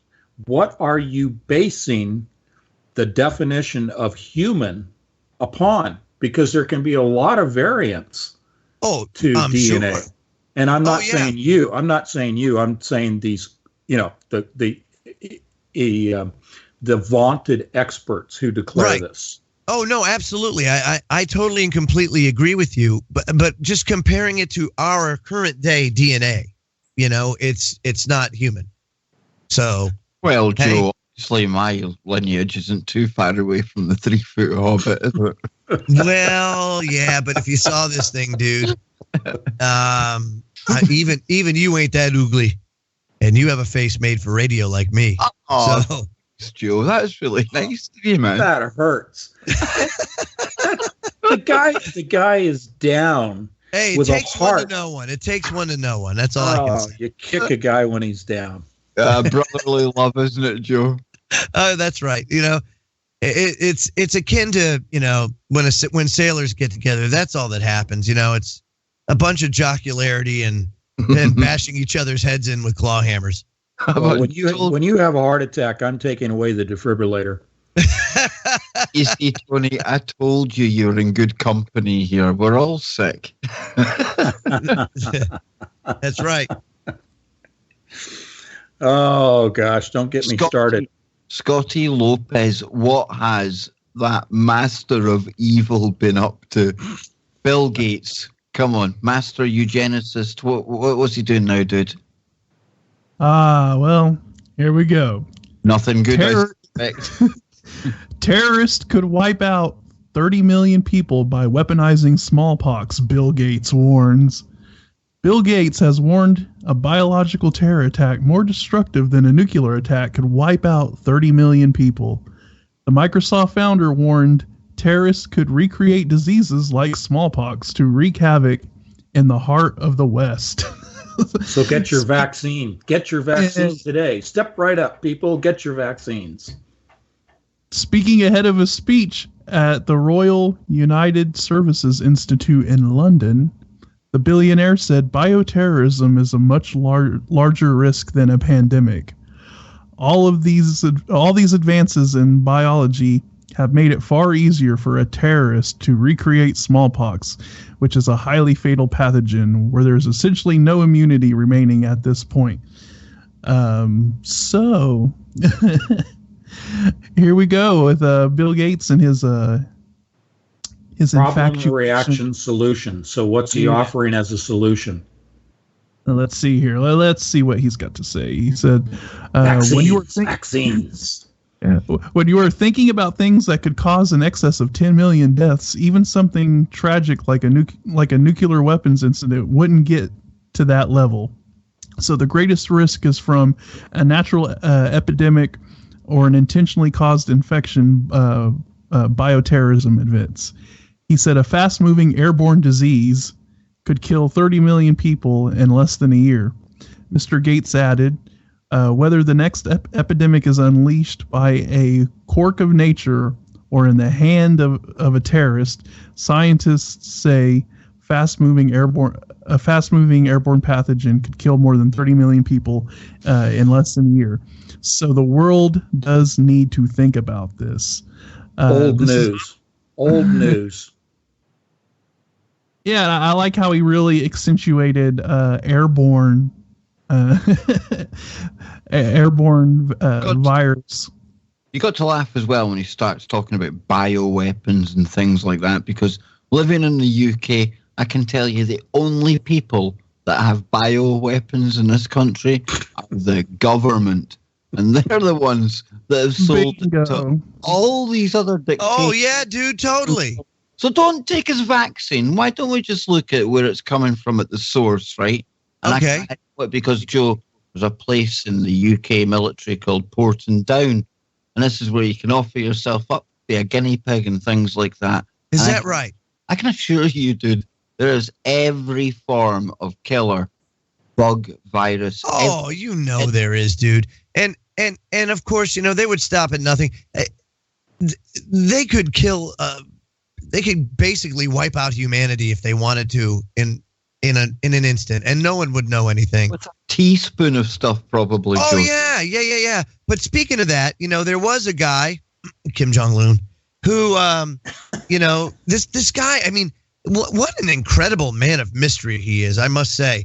I mean, not only can this tubby tyrant go ahead and, like, just whack a bunch of people at you know, the snap of a finger, but then he can kill his own brother with, like, sarin, dude. And it was VX, man. Oh, it was VX. I mean, yeah, dude, VX. They put VX on some. They put VX on some napkins or something, and they rubbed it in his face. He's dead. I mean, that stuff kills you in an instant. I mean, unless you watch the movie The Rock, yes, where my partner over there, you know, he went and he got exposed to VX, so he had to stab himself in the heart with the adrenaline. Yes, to save his life. Did you see the women that did that to him? They looked like they were like these K-pop stars or something. They were like really like good-looking chicks. But that's what I'm saying. I mean, so this guy is like the North Korean, the Eastern version of Tony Soprano, you know? And, well, now El Dictator in Chief over there has come out with North Korea's barmy list of 15 state-approved hairstyles for men and women. That's right. The Sun saying that surprisingly, none of the 15 styles appear to match the tyrant leader's iconic hairstyle. Do those hairstyles include beheading? Is that a little too close to the shoulders? Oh, Joe, we're just going to break in here for a party broadcast from Pyongyang. 성공 12월 10일 평안북도 철산군 서해 위성. Right, Lil Kim is not happy with you, Joe, so well, it says men and women in the hermit state have reportedly been given an illustrated guide of approved hairstyles, which have been deemed acceptable by the tubby tyrant, Kim Jong-un. A Finnish journalist has claimed North Korean men have a set of 15 hairstyles to choose from. Equally, so do women. Surprisingly, however, none of the 15 styles appear to match the loon's infamous hairstyle. The leader's iconic haircut, nicknamed the Ambitious, appears to be off limits to the general public. So, apparently, why does the guy in the lower left corner of the picture in chat look like Tom Hanks? It does, doesn't it? That's really bizarre. Not to mention the fact, who the hell came up with Loon's haircut? I mean, it's awful. It is absolutely awful. I don't understand how that is even remotely stylish. That's called. Trump isn't getting in there either. No, but Trump has the reverse comb over. So, you know, he's got it all grown. He's got it all grown in the back, and then he flops it over and then waves it back again. Kim Jong-un's that's the demon manifesting as his haircut. Oh, that's kind of funny. It's not like sitting on his shoulder. It's his haircut. That's Kim Jong-un's haircut. It looks like that haircut that like when someone's mom doesn't want to pay for a haircut and she just kind of wings it herself, you know, puts the bowl on the head. Yeah, the bowl on the head, and then just says, you know what, you're not getting anything on the sides. Well, I think he watched too many Three Stooges. Wow. So it says here that you can forget about dyeing your hair too, because that's not authorized. However, social media users have been quick to point out that the posters may simply be guides for North Koreans, as opposed to mandatory styles. Just 2 years ago, it was reported Kim Jong-un was ordering men to copy his hairstyle.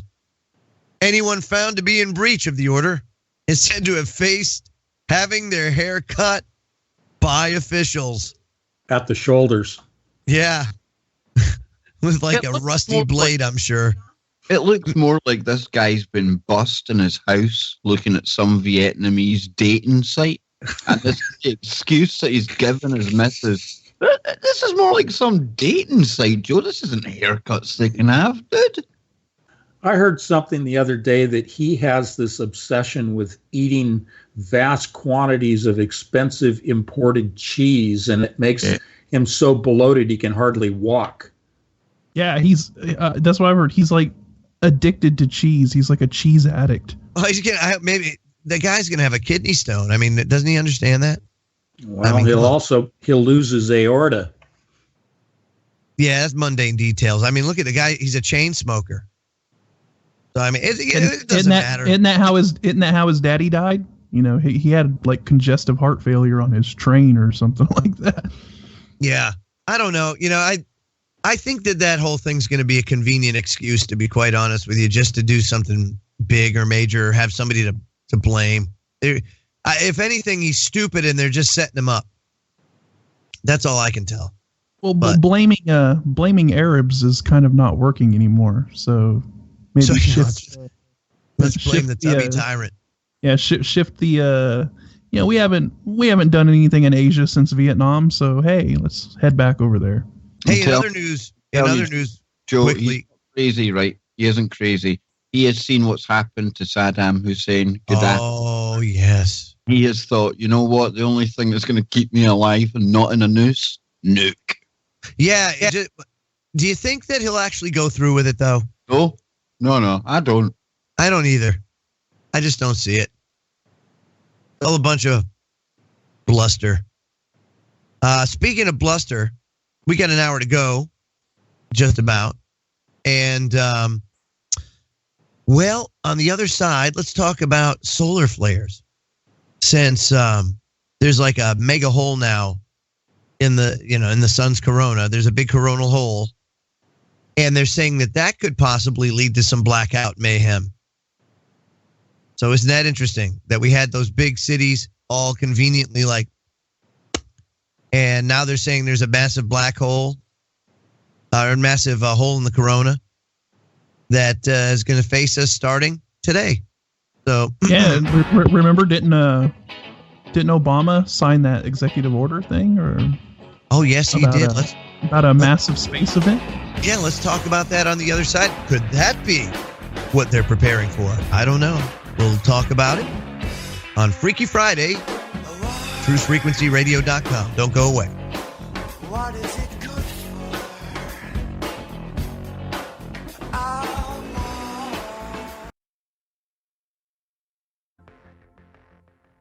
You are now tuned into the Truth Frequency. We are TFR. TFR. Truth Frequency Radio.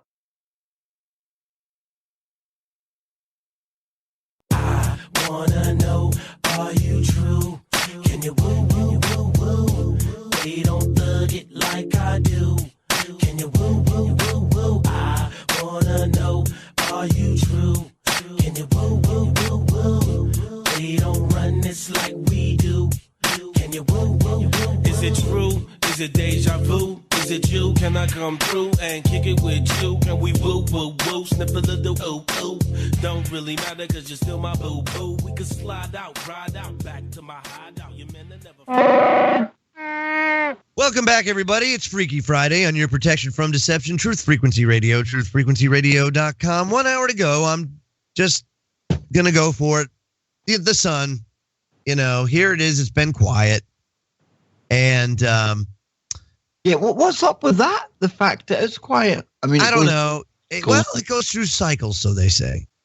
And I'll buy that more than I'll buy cow farts and man bear pig causing global warming. But anyway, brace yourself, says the sun. Solar flares spewing from mega hole in the sun could cause blackout mayhem. Blah. Well, we found today that there was at least an event and or drills and or something that caused New York, Los Angeles, and San Francisco's power all to just go out within a short amount of time. But I mean, it was today. during the afternoon and late morning. So, I mean, that's kind of crazy. But this massive coronal hole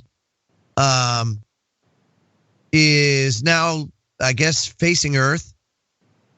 Let's see. It says supercharged solar wind flowing from the sun's atmosphere is expected to reach the Earth on April 23rd or 24th. This according to NOAA, which could make a moderately strong geomagnetic storm. Yes, it's fake. Thank you. It comes from NOAA. Never mind. Go back to sleep. Nothing to see here. Okay, Kev. Deflate my balloon. No, it's not me. It's Whistles, because Whistles doesn't have a mic. He's shouting about how don't get from coronal holes. And Whistles is more versed on the sun than me. So I'm just passing on what Whistles is saying, since he can't jump in. No. Yeah, they're not saying flares. Oh, yes, they are saying flares. Okay, so they're idiots because he's right. But so you have solar flares, right? And then you have a coronal hole stream, which also hits. So you have the solar flare that hits, and then you have the coronal hole stream that hits after that. So that's how it really works. But anyway, with that said, if there is a rather large coronal hole stream that hits, it can do things like disrupt satellite communications and give you, the auroras and things like that. But, one of those things that's also very important is the magnetic field of the Earth. And it's weakening. And it's weakening almost in proportion to the sun going quiet. So, there's a lot of thought that perhaps, from a cataclysm standpoint, pole reversal may be well on its way. And it actually is. I mean, the poles are moving. But, could you imagine? Here we are on the verge of like AI, all this kind of stuff. At the same time, it's like we could do economic collapse. Hell, we could have a magnetic pole reversal. It's like Scott and Tony were talking about earlier on. There's probably been a lot of resets here, a lot of cycles. Yeah. And it's interesting when our magnetic shield's kind of going away and acting erratically. The scientists down here, they're talking about maybe putting a magnetic field and atmosphere back up around Mars. So it's all cyclical, isn't it? Because we see the ancient ruins on Mars. Obviously, it sure seems to be that way. Yeah, it went wrong there at one point, so we left there, probably terraformed this place, came here, and now we're going back to terraform that place. Talk about doomed to repeat your mistakes. Isn't it interesting how the reason they said Mars ended up, ending up like it is currently is because it lost its magnetic field? Yeah. Now here we are. And NASA's even floating the idea of positioning some sort of a magnetic, like a magnetic generator of some kind in between the sun and Mars to create a magnetic shield. That way Mars could, when we terraform it eventually, it would be protected by this magnetic field, this artificial magnetic field that they want to, shield the planet with. I thought that was pretty crazy. Crazy as crazy does. But of course, it's NASA, isn't it? So who only knows? But then we've got Elon Musk, him and his private kind of corporation trying to get up there to Mars as well. We've got that Bezos character, another private space organization. Who only knows what is going on, man? It's crazy, crazy times. I think Mars is going to be a big place to be watching, Scott. Oh, I definitely think so. I definitely think that all eyes seem to be on Mars, especially when you talk to these big, these big wigs like Musk, and NASA seems to be dead set on it now too, and all of these major players are kind of pouring their money into it and hedging their bets on that Mars is the way of the future, and that's where we're going to be going. And I think when these people make those decisions, that definitely is the direction we're going to be going. Exactly. And, they haven't come out and definitely said it yet, although really they have, because they're talking now about the likelihood of life actually living in ocean-like worlds within our own solar system. This comes round the moons of, I think it's Saturn and Jupiter, isn't it? Because is it Europa and then Enceladus? I hate to try to say that damn name, but that's one of the ones that they think there is going to be life there. And yeah, Europa is the one covered with ice, I believe, right? That's totally an ice moon, and they believe that there's liquid water, more towards the core where. And this other one's exactly the core is hot. Same. Yeah, it's exactly the same because they both give off big jets of water, and that's how I think it was Cassini that was flying by the two of them, and it's seen those jets. So this is what it's basically. And I think it was 2015 they actually first spotted the jets, but now it's only really. He had that press conference a couple of weeks ago or a week ago or so, as per usual with NASA, all the fanfare, and then not really a lot announced, but. I don't think we're ever going to get that big moment, Scotty, where we get the Grey and the Nordic coming out and greeting us on television screens, are we? Oh, no, they will never. Anything like that is, they'll never come out. They'll never come out and announce that. For all we know, I mean, more than likely they've known about that for a long time. And yeah, you're never going to have a news conference about that. And, I've seen quite an interesting picture today, and it was allegedly from Cassini. And I think this was from something like, was it 1 billion miles away or some ridiculous distance anyway. But, I bet you, Scott, as per usual, it's probably going to be some artist's rendition of what Cassini's seen when it looked back at Earth before it does its death dive, isn't it? It's never going to be a real image. It never is.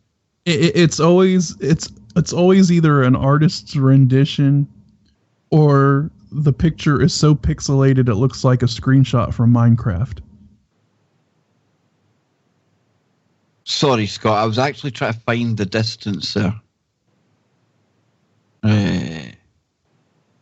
No, I can't find it now. Typical, isn't it, when you go looking for something? Yeah, here it is. 1 billion miles away. And it comes, well, the picture does come from NASA, so we can't trust anything then. That's it done, Scott. End of. Game over. Yeah, like I trust the pictures coming from amateur astronomers more than I trust the pictures coming from NASA.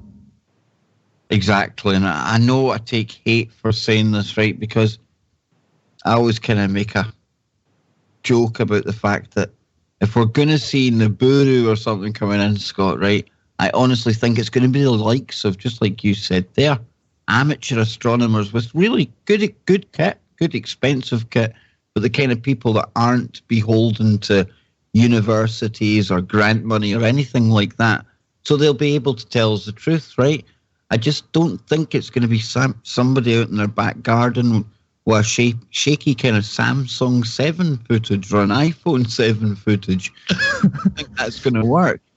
Well, if they're trying to take a picture of Nibiru with a Samsung 7, they better do it before it blows up. It's just, you think, and I do believe this is the thing, because it's quite ironic. Well, I don't know, it's strange because I do believe there's another planet out there. I just don't think it's close enough for us to be seeing right now. But that's not to say that it's not close, because it can come in at strange angles to the orbit we take. I get that. Maybe we can't see it from up here in the Northern Hemisphere. Maybe that's why all the hullabaloo is happening down at the South Pole. I don't know. But all the videos you watch on YouTube or Facebook and everything else, you end up getting Nibiru burn or Planet X burn, because you just get fed up. You're like, well, where is it? And I say this because I've been looking for years now. It's crazy. In a good way. Yeah, too. Definitely. I think the best candidate so far for Nibiru would be this Planet 9 object that they have picked up, and and that has that weird elliptical orbit where it swings in really close and then it swings back out really, really far away. And so now, since it's kind of on its swing into our solar system, I honestly think that is the best candidate for Nibiru, and not all of this, weird stuff where people are taking pictures with their phones and you get lens flare and they're like, look, there's another sun and it's Nibiru. And no, it's nothing like that. I think it's the Planet 9 object, and really, they haven't even got any definitive pictures of it. We're just basing all of this off of the gravitational waves they said that they picked up, and some of the some of the effects that it's having on other planets' orbits and stuff like that. But that's the only best candidate I can think of. If you really think of it rationally. Yeah, and you've got all the major observatories now around the world. They're pretty much looking for that. Black hole, yes. Not a black hole, it's Planet X, dude. And black hole. Yeah, they get that black hole. They don't have like 6 telescopes looking for the black hole all at once. And can't it be why? Yeah, let's just have a black hole planet. How cool would that be? No, okay, see? Everything's talking. Dyson sphere, bah. We got something better than that. Everything's theoretical out there anyway, so why not? Go for it. Well, apparently what this network of telescopes can do is see like the edge of the event horizon. That's it. But they still won't be able to, I guess it'll be the closest thing that they can see to a black hole. That's it. I don't know. It's an incredible waste of money to me. How many people can be fed? I mean, it's one of those things, Unless it's like the sci-fi movies and it does take you like to other dimensions and stuff like that. Because then, Joe, come on. How come we're not? Well, I think everybody should be scared. I'm going to fearmonger a little bit for a minute. Do you mind? No. You don't mind? Okay, good. Tinfoil hats on. Joe's at it. Okay, because I think, don't get me wrong, I mean, maybe I'm making this a little bit, maybe I'm taking it too seriously, but I don't think so. I think that the Virgin Mary has returned in the form of Kim Kardashian. Kim Kardashian apparently has decided to honor the Virgin Mary in skin-tight sheer dress. She is now on, when you go to the store, I don't know if over in the UK you guys have this, but over here in the United States, if you go to the store like Wally World or anywhere else, they've got these cheap old dollar candles with the Virgin Mary. If you're a paisan out there, if you're, of Italian descent, or that, and like if you go into an Italian bakery, you see all these Virgin Mary candles and all that kind of stuff. And, if you're Roman Catholic, you probably got a Virgin Mary candles all over the place and stuff like that. Well, now she's selling her own version of those cheapo candles with her posing as the Virgin Mary. Yeah. Yeah, so here she is. I mean, okay, so Virgin Mary, Kim Kardashian. Wow. What a difference. That's all I can say. What a difference. I would say the moral differences between the two are slightly Johnny Whistle. There's a little bit of difference there. Johnny Whistles. What the hell, man? Johnny Whistles is calling it blasphemy. And I have to agree. Yeah. Drone-free zone if you're Italian or Mexican. That's absolutely right. Yeah. Well, they're the cheapo Wally World candles, but now you can get one for $19.95 with Kim Kardashian posing as the Virgin Mary. I mean, if you're Catholic out there, you should be outraged right now.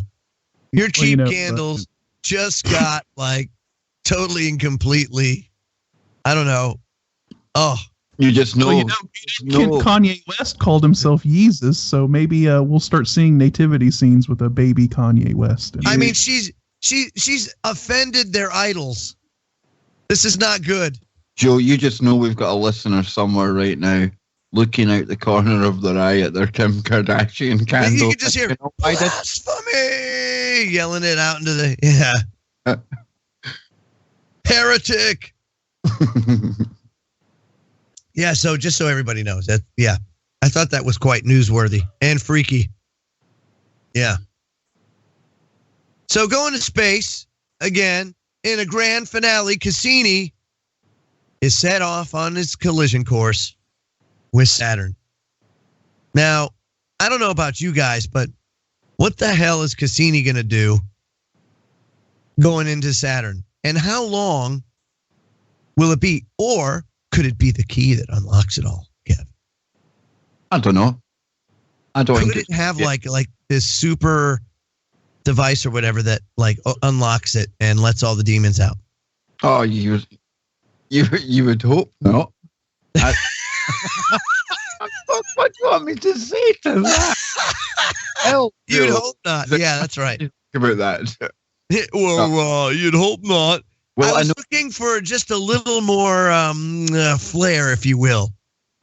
No, well, I know that they're not wanting to crash it into one of the moons or anything like that because they might contaminate it. And Johnny Whistles is like that. They're just wanting to contaminate another planet. Oh, yeah, that's right. So, yeah, I think they're going to crash it in. I think there's some people getting a bit concerned because of some kind of nuclear kind of payload or whatever was on it. I don't know. I'm not too sure. I've not really looked into any great depth, Joe. So probably the wrong guy to ask, man. Yeah, unbelievable. Now, my wife is derailing me. I mean, as if you're not bad enough, Kev. That's all I can say. Good on Ange. Do you think we should be concerned about Cassini going into Saturn? Dude, totally. It's going to blow it up. I'm dead.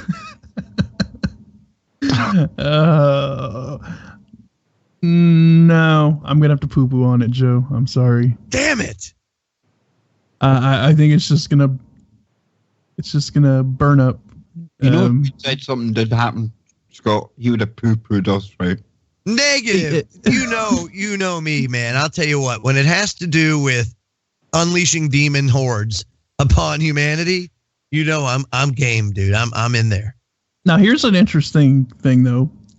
What if all of kinds of weird stuff starts happening coinciding with the crashing into Saturn, like all kinds of like weird events start happening here on Earth. It doesn't necessarily have to be this thing where it crashes into the planet and something happens to Saturn itself. What if it's just something that happens, spiritually or interdimensionally, or it just kind of opens something up to where all these events start occurring here on Earth? I think if you start seeing all kinds of craziness just start all happening at once after this thing crashes into Saturn, then I might float that idea then that maybe there was something more to it.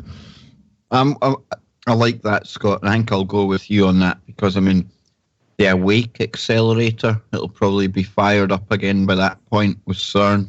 They'll be doing big collisions. Well, you know what they're like, though, Joe? They might try and time something at CERN to correspond with this. You think so? I don't know. Just speculating, ain't we? But I don't think... I speculate. I got a speculation. I speculate that when Cassini crashes in to Saturn and unleashes the demon hordes upon the planet, at the same time, anybody that bought a Kim Kardashian candle dressed as the Virgin Mary or one of her see-through Virgin Mary dresses are going to spontaneously combust. Since we're speculating. Well, here's an interesting thought. Okay, so Cassini is a craft that was made on Earth, right? Yes. And obviously it contains material from Earth, and that means it contains particles from Earth. Yes. So when this thing crashes into Saturn, then wouldn't that mean that Earth will be then quantumly entangled with Saturn at some level? Oh, let's ask our science expert, Mr. Kev Baker, on that one. Mr. Baker, would we be quantumly entangled?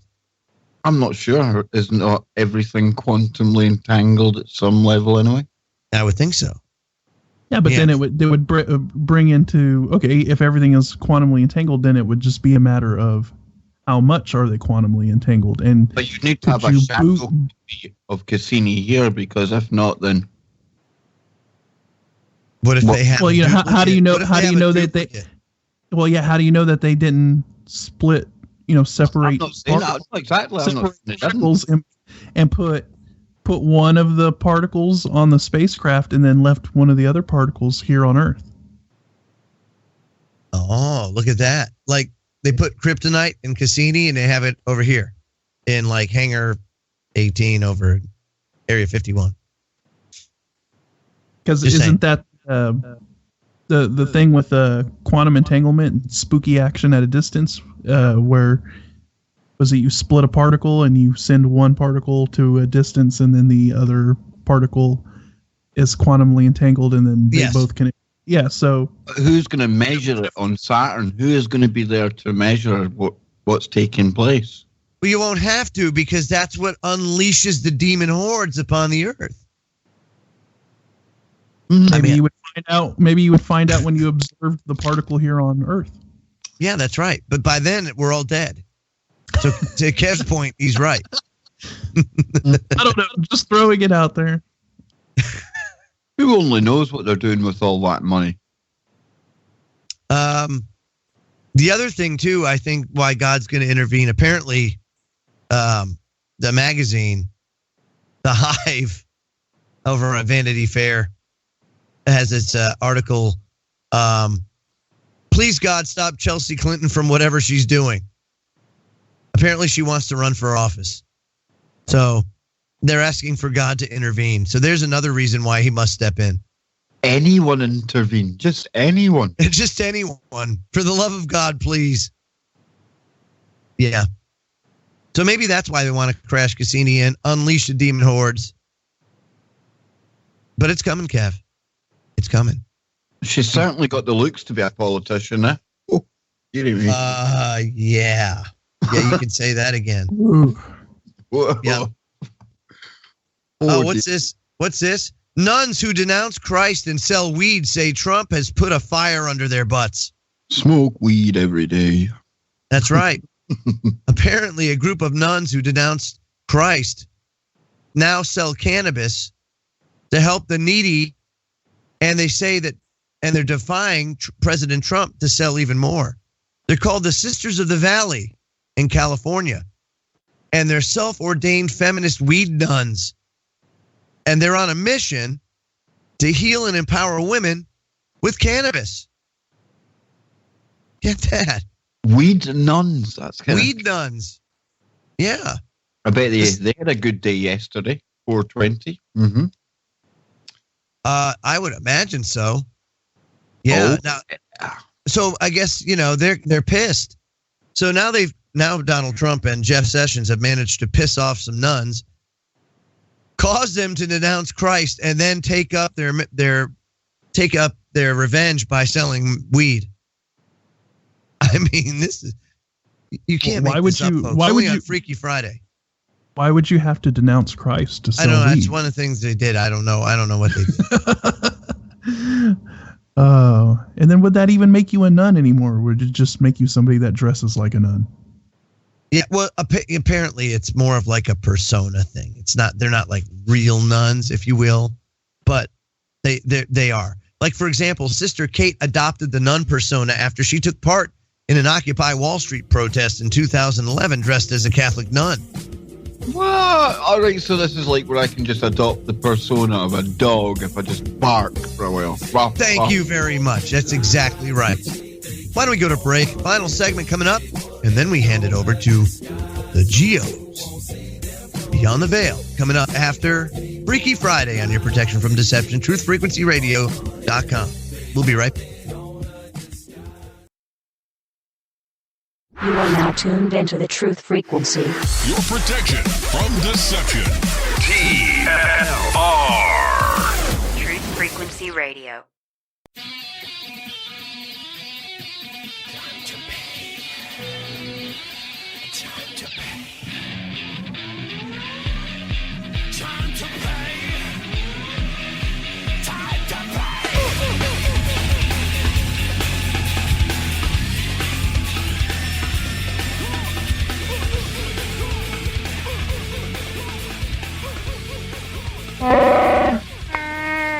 Hey, everybody, it's a final segment of Freaky Friday on your protection from deception, Truth Frequency Radio, truthfrequencyradio.com.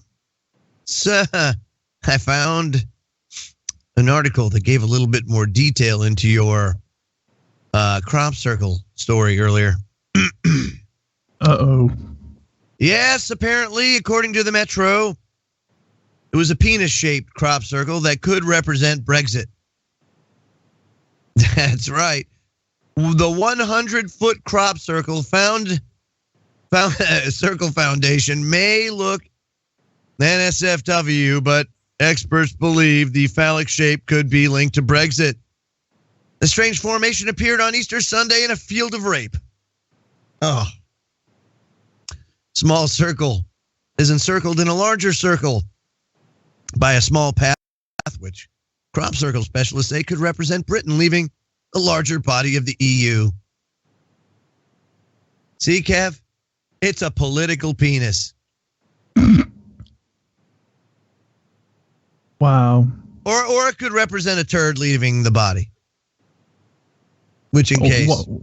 Why do they believe it has to do with Brexit? I have not.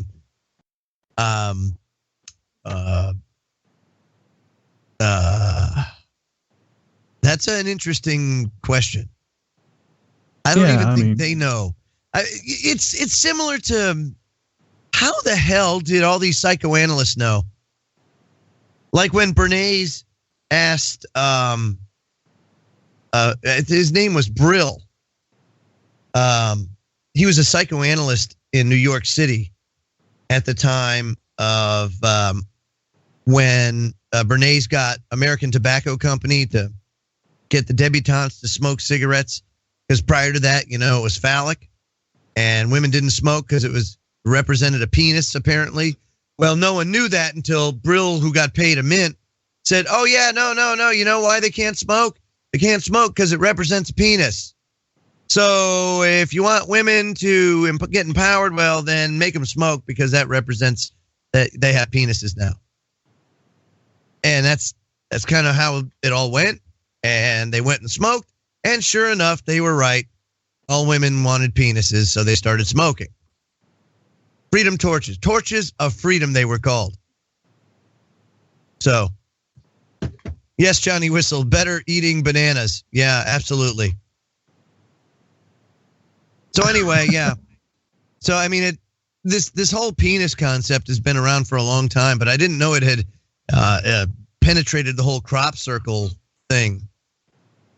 So now crop circles are penises that represent the Brexit. Only on Freaky Friday and on the Metro, apparently. Yeah, it's kind of turning into Franger 18 now, isn't it? It's just a little weird, though. Don't you think? I mean, crop circle, penis. Just saying. I have a sneaking suspicion it may be a hoax. Do you really?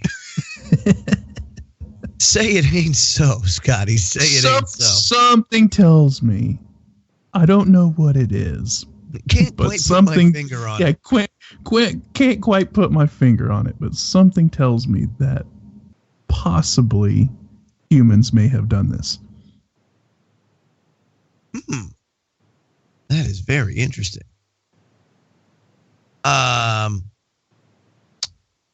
I don't know. I think Kev Baker probably had his hand in it. Now, I know that you are our resident crop circle expert, Mr. Baker. Oh, I don't know. What is now the aliens' fascination with penises? And for that matter, why would they be concerned with Brexit? I've got absolutely no idea, Joe. I mean, really, of all things. Just saying. Unbelievable. So, yeah, I don't understand what the heck was going on with that, but that was just a little more like an addendum to your earlier story. Because, we're dedicated to the truth here at Truth Frequency Radio and on Freaky Friday, and we wanted to make sure you understood exactly what that crop circle stood for. Hey, since aliens do abduct people and they like to, do a little probing, maybe they're just letting everybody know that, hey, we know. We know what's down there. Wow.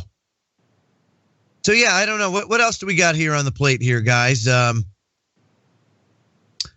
Let's see. Nope. Solar flares, we did that. Nope. Cassini, we did that. Nope. Nuns who sell weed. Yep. Got that. It's a slow night. Oh. So, of course, we also have that terrorist attack that happened in Paris, right? AK-47, remember? Yeah. Killed a person, injured two. Conveniently on the same day that, the day before the French elections kick off. And now you got Marine Le Pen that could actually win this thing.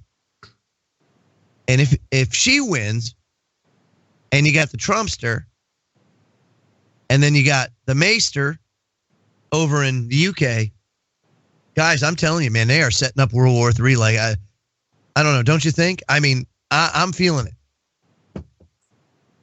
You've got Sweden and Italy as well. Yeah.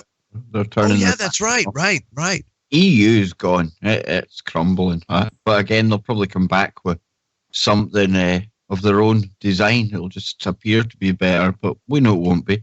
But like you say, probably the best way to come back with some other variation would be a war, wouldn't it? I would think so. And then there's evidence of it with Operation Gotham Shield, right? And basically all that is this whole drill that's supposed to happen conveniently at the same time, like you guys said, April 25th-ish,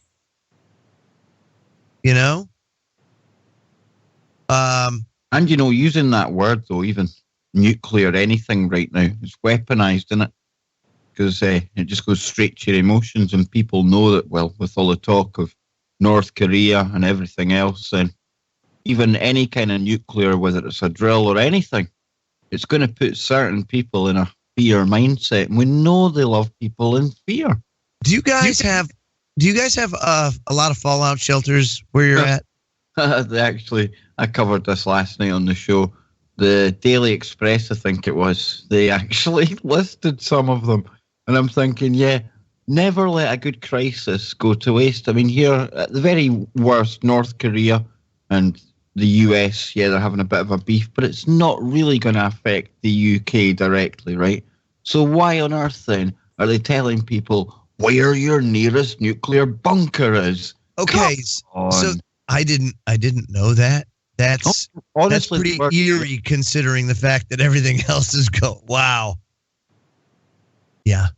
Yeah, you've been seeing a lot of articles like that here in the US too, showing everybody, hey, this is where your nuclear fallout shelter is and what cities would be hit in case of a nuclear. Yeah, I've been just seeing that everywhere. Yeah. Well, over at SHDF Plan, they posted an article today about that, and I found that interesting. Was that you've got to be on the lookout now for false flags, and if that's the case, and they're looking at doing like any sort of anything, any WMD or nuke, I'm thinking it's got to be big. I'm just saying, considering what they're doing and all the rhetoric. And I would have to say it's probably going to be in more than one place. Hence the reason why, you, like you said, oh, by the way, we don't normally do this. However, we were kind of short on stories, so we just figured we'd list all the fallout shelters, just for your information. Slow news day, yeah? It's like, what? I know, man. It's unbelievable. Okay, and then if that happens, right? Then if that happens, you got to think about this. What about all the nuclear power plants that we have here in the United States that would be affected and or lie on fault zones, right? So now all these things are going to start melting down, because even if it's an airburst and you have EMP and it knocks out all the power, knocks out everything like that, they're only going to be able to run those but so long before the cooling water fails, and then what? Exactly. How long would they be able to keep those going on their backup power, or their generators or whatever their contingency plan is? The resources for that are only going to last for so long. Right, and then those will melt down. I mean, it's just going to be an absolute mess. That's why I'm saying. And let's be honest here. A nuclear strike or any sort of nuclear exchange anywhere in the northern hemisphere is going to affect the whole northern hemisphere. I mean, all of that fallout is going to be carried up into the jet stream, and it's going to circle the Earth, and the whole northern hemisphere will be affected by it, even if you're not directly taking a nuclear strike. Absolutely. Over in the chat room, I'm going to post a link, and this link is from the Union of Concerned Scientists, and it's an interactive link where it is a map of every U.S. nuclear power plant, and whether they're operated, whether it's proposed, whether it's shut down, and whether it's a single or a multi-reactor site. And you can see, like, if you hover over it, or if you go over to the menu, they give you like what the safety issues are, where the earthquake risks are, all that kind of stuff, and you can kind of see the condition of things. Right now, there's 145 reactors. If you have an EMP or something like that, you can guarantee a lot of those are going to melt down, and if they do, like I said, it's game over. So that's why I'm kind of hoping they don't go down that road, because it would get oogly real fast for most of us. And I didn't know about the whole Scottish fallout shelter story. So now I'm like, now my ears are really perked. Like, yeah, when they're starting to all fall on the same page and kind of everything is, falling together and everyone's sort of mimicking the same thing, then something must be going on. Yeah, faux show. Oh, this is cool. This is interesting, Kev. Forget black holes. White holes are weirder and spewing matter from another universe. White holes, you say, Kev? What could that be? Very interesting. I don't know. What do you mean you don't know? It wasn't me that posted the link, dude. I don't care if you posted the link or not. What's a white hole? It's a black hole. It's an upside down black hole. I have no idea, dude. It's an inside out one? Probably. Okay. So would that not be like a black hole in another dimension? I have no idea, man. Either of the scientists. It's all theory in it. There you go. Well, here, guys. Let me read. Okay, go ahead. Let me read the article. All right. Forget black holes. White holes are weirder and spewing matter from another universe. While scientists are still struggling to explain exactly what a black hole is, they are now examining the possibility of a counter to the mysterious entities, white holes. What scientists do know about black holes is that they are a point in space where the gravity is so intense that not even light can escape. meaning that they are impossible to see even with modern technology. While nothing in regards to black holes is currently certain, experts believe that once information is inside a black hole, it is lost forever, even though this goes against the laws of physics. Another thing in regards to black holes is, where the laws of physics are thrown out the window, is at the event horizon of a black hole, the point at which nothing can escape from its pool in what is known as a singularity. As is often the case with singularities in the universe, with the only other being the Big Bang, where it is impossible to explain with current scientific methods, there is often a piece of the puzzle missing. Let me scroll down here. Okay. Which is where white holes come into the equation. Some believe that theoretical white holes could simply be ancient black holes which have begun spewing out all of their matter and information that they sucked up over time, meaning that the information might not be gone for good. Another theory is that white holes could be the portal of black holes from other dimensions. White holes would be the stark opposite of black holes, with an unfathomable amount of matter and information pouring out of them. But this must come from somewhere. The multiverse theory states that our universe might not be the only one in existence, but rather that there are an infinite number of universes.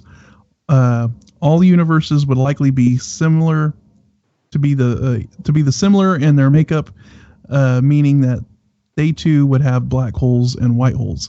Now, see, this is interesting because, of course, we don't know if black holes really do exist. This is all theory.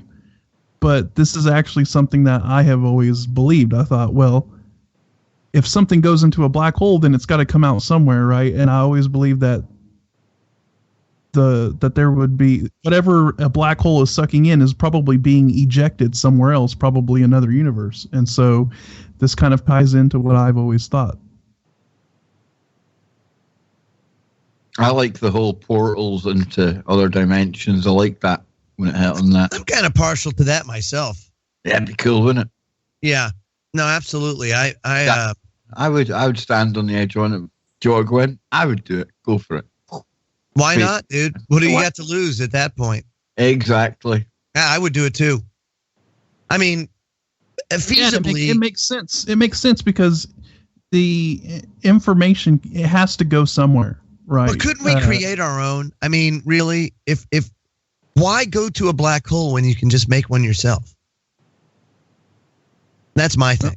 Because wouldn't that just be an interdimensional portal or gateway? I mean, isn't that what a black hole is? Yeah, I mean, it's basically ripping a hole in space and time. Yeah, only it's like a cosmic vacuum cleaner, only it just spews it out the other side, right?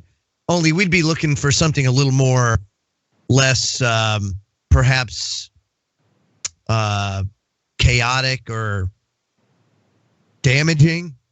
You know what I mean? And then again, so we don't even know if it's damaging because we've never seen one before. We just think that we know what we're talking about. And you see how often that ends up panning out. Not so good. I don't know. I would much rather just make one of our own. Matter of fact, why don't we do that? Our own patented Freaky Friday black hole. That'd be cool. Epically cool. So here's the question. If these things are ejecting all kinds of matter and whatever, why haven't we seen a picture of it? Because obviously if you can't photograph a black hole because nothing can escape it, then a white hole would just be blowing all kinds of crap out that you could probably photograph, matter, and it just, or are black holes on the other end of a black hole? Is it a Big Bang? You should be able to see a black hole because Hawking says that there should be radiation that comes off because, like you say, when it gobbles up all those particles, the shadow particle, it gets emitted. But that's the thing, right? He's never had a Nobel Prize because they've never even been able to detect that. So who only knows? Even the most clever man about black holes in the world doesn't have a clue because we've never seen one. That's right. It's crazy, isn't it? It's so interesting at the same time. Wow, this article basically just said what I was just talking about. It says, if black holes are sucking anything that comes close to them in one universe, everything that is being taken in one cosmos could be being poured out into another. This could even go towards explaining the Big Bang. If in another universe a supernova occurred, resulting in a black hole, a white hole may have been the birth of our universe, with the matter falling out of that universe to create our own.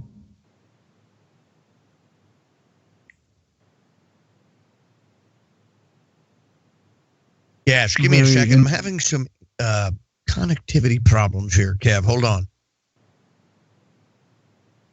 Yes. It's very interesting indeed, I must say. Okay, good. No, I got it back. All right.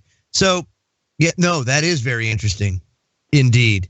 Oh my goodness gracious. I tell you what, this is, when we talk about black holes and everything else, again, there's always a spiritual side. Do you know that the Book of Enoch calls black holes cosmic prisons? Like, it actually discusses black holes in the Book of Enoch. That's cool. Yeah. They banned it. That's crap. What, banned what? The Book of Enoch. I don't think it's banned. Well, they took out the Bible, didn't they? Well, I mean, yeah, but the Bible's just like a book of letters and writings, right? It's just I'm just saying it's not in there anymore. It should be, but it's not. It's in versions of it in Africa. It's in the African versions. Like in Ethiopia, if you go to Ethiopia, it's in their version of the Bible. Cool. So yeah, I mean, it's in some. But yeah, they talk about black holes being the prison of the fallen ones. So isn't that interesting too? I mean, there's just so many. You talk of black holes back in, damn right, man. I would even have known about that kind of stuff, and that in itself, that shows you that there's something far, far bigger at work here, doesn't it? Yeah, I would think so. Absolutely, man. And even CERN even comes around and says, "Hey, look, we did this we crashed a bunch of particles together. We ran some numbers and we got some news. Yeah, the universe, it's ordered. It's not random. Dadgummit." So that's like, at what point are we going to say, this isn't just this all of a sudden random explosion, boom, and everything's all of a sudden like, whoa, there it is. You know, that perhaps we were created in some fashion by an intelligence. That's all, you know, that maybe perhaps humans didn't come from like this Campbell's soup. You know, even if we were seated, dude, you know, still, that's better than coming from Campbell's soup. It's all good, exactly. I'm good with that. Yeah. You know. Hey, we're almost done here. Ooze. We're almost done. We're almost done here. We doing Sitchin's Kitchen afterwards or what? That's what I'm saying. And I need a burger. Yeah, I need to hit Sitchin's Kitchen for an Anunnaki burger. I'm actually hitting Hitler's hammock for a sleep. Are you? Yes, definitely, Joe. 3 a.m. in the UK. Oh, way past my bedtime these days, man. Wow. Holy moly, boy. I tell you what. We've just been getting the crap kicked out of us lately. Now you can't even stay up past 3 a.m. I remember the old days. I know. I remember the good old days when this wouldn't even phase, Kev. We're getting old now, Joe. I know. That's what I'm saying. It's bad, man. Ugh. It's almost 10 p.m. here, and I'm like you. I want to go to bed, too. Flux, 4 a.m. where they are. You know what I'm going to do, dude? The continent, somewhere there. I'm going to inspire you. You know what I'm going to do? Have a pizza. Damn right. After I'm going to get a pizza or something. I'm going to go to sleep, and I'll dream of your pizza, right?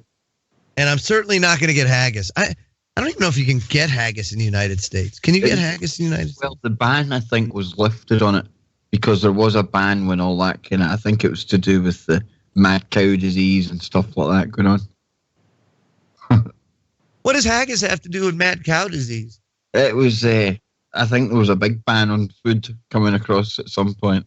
I know there was. Yeah, but I mean, like, I don't ever see like haggis at the deli, if you know what I'm saying.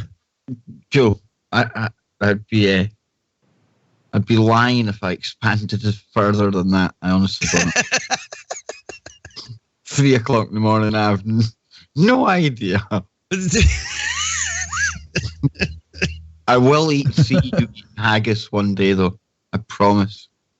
I would love to try it. I insist. Just to try it. Now, I'm not trying the surstramming, though. No way am I trying. No way. I'm not doing surstramming. But I will do haggis. I will try haggis. I'll probably like it, too. That's the bad thing. Rotten fish. Listen, this has been great fun tonight. And, of course, don't go anywhere. Chris and Cherie, Gio, they'll be coming up after the break. Yes, they will. Beyond the Veil. So 3 hours more of fantastic radio on your protection from deception. Truth Frequency Radio. TruthFrequencyRadio.com. And thank you, Scotty, for filling in for me for the next couple of weeks. While no problem, man.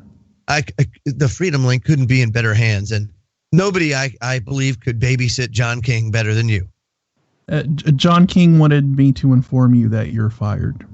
Oh, well then. Then the Freedom Link certainly is in better hands now that Scotty Lopez has taken over, a hostile takeover as CEO of the Freedom Link. I'm only doing what the boss says. I know. You got to watch out for that whirly warlock, Johnny King. We're out of time. Chris and Cherie coming up. Thank you for listening, folks, and supporting Truth Frequency Radio, your protection from deception. Have a great night, everybody. And remember, wherever you are, make it TFR.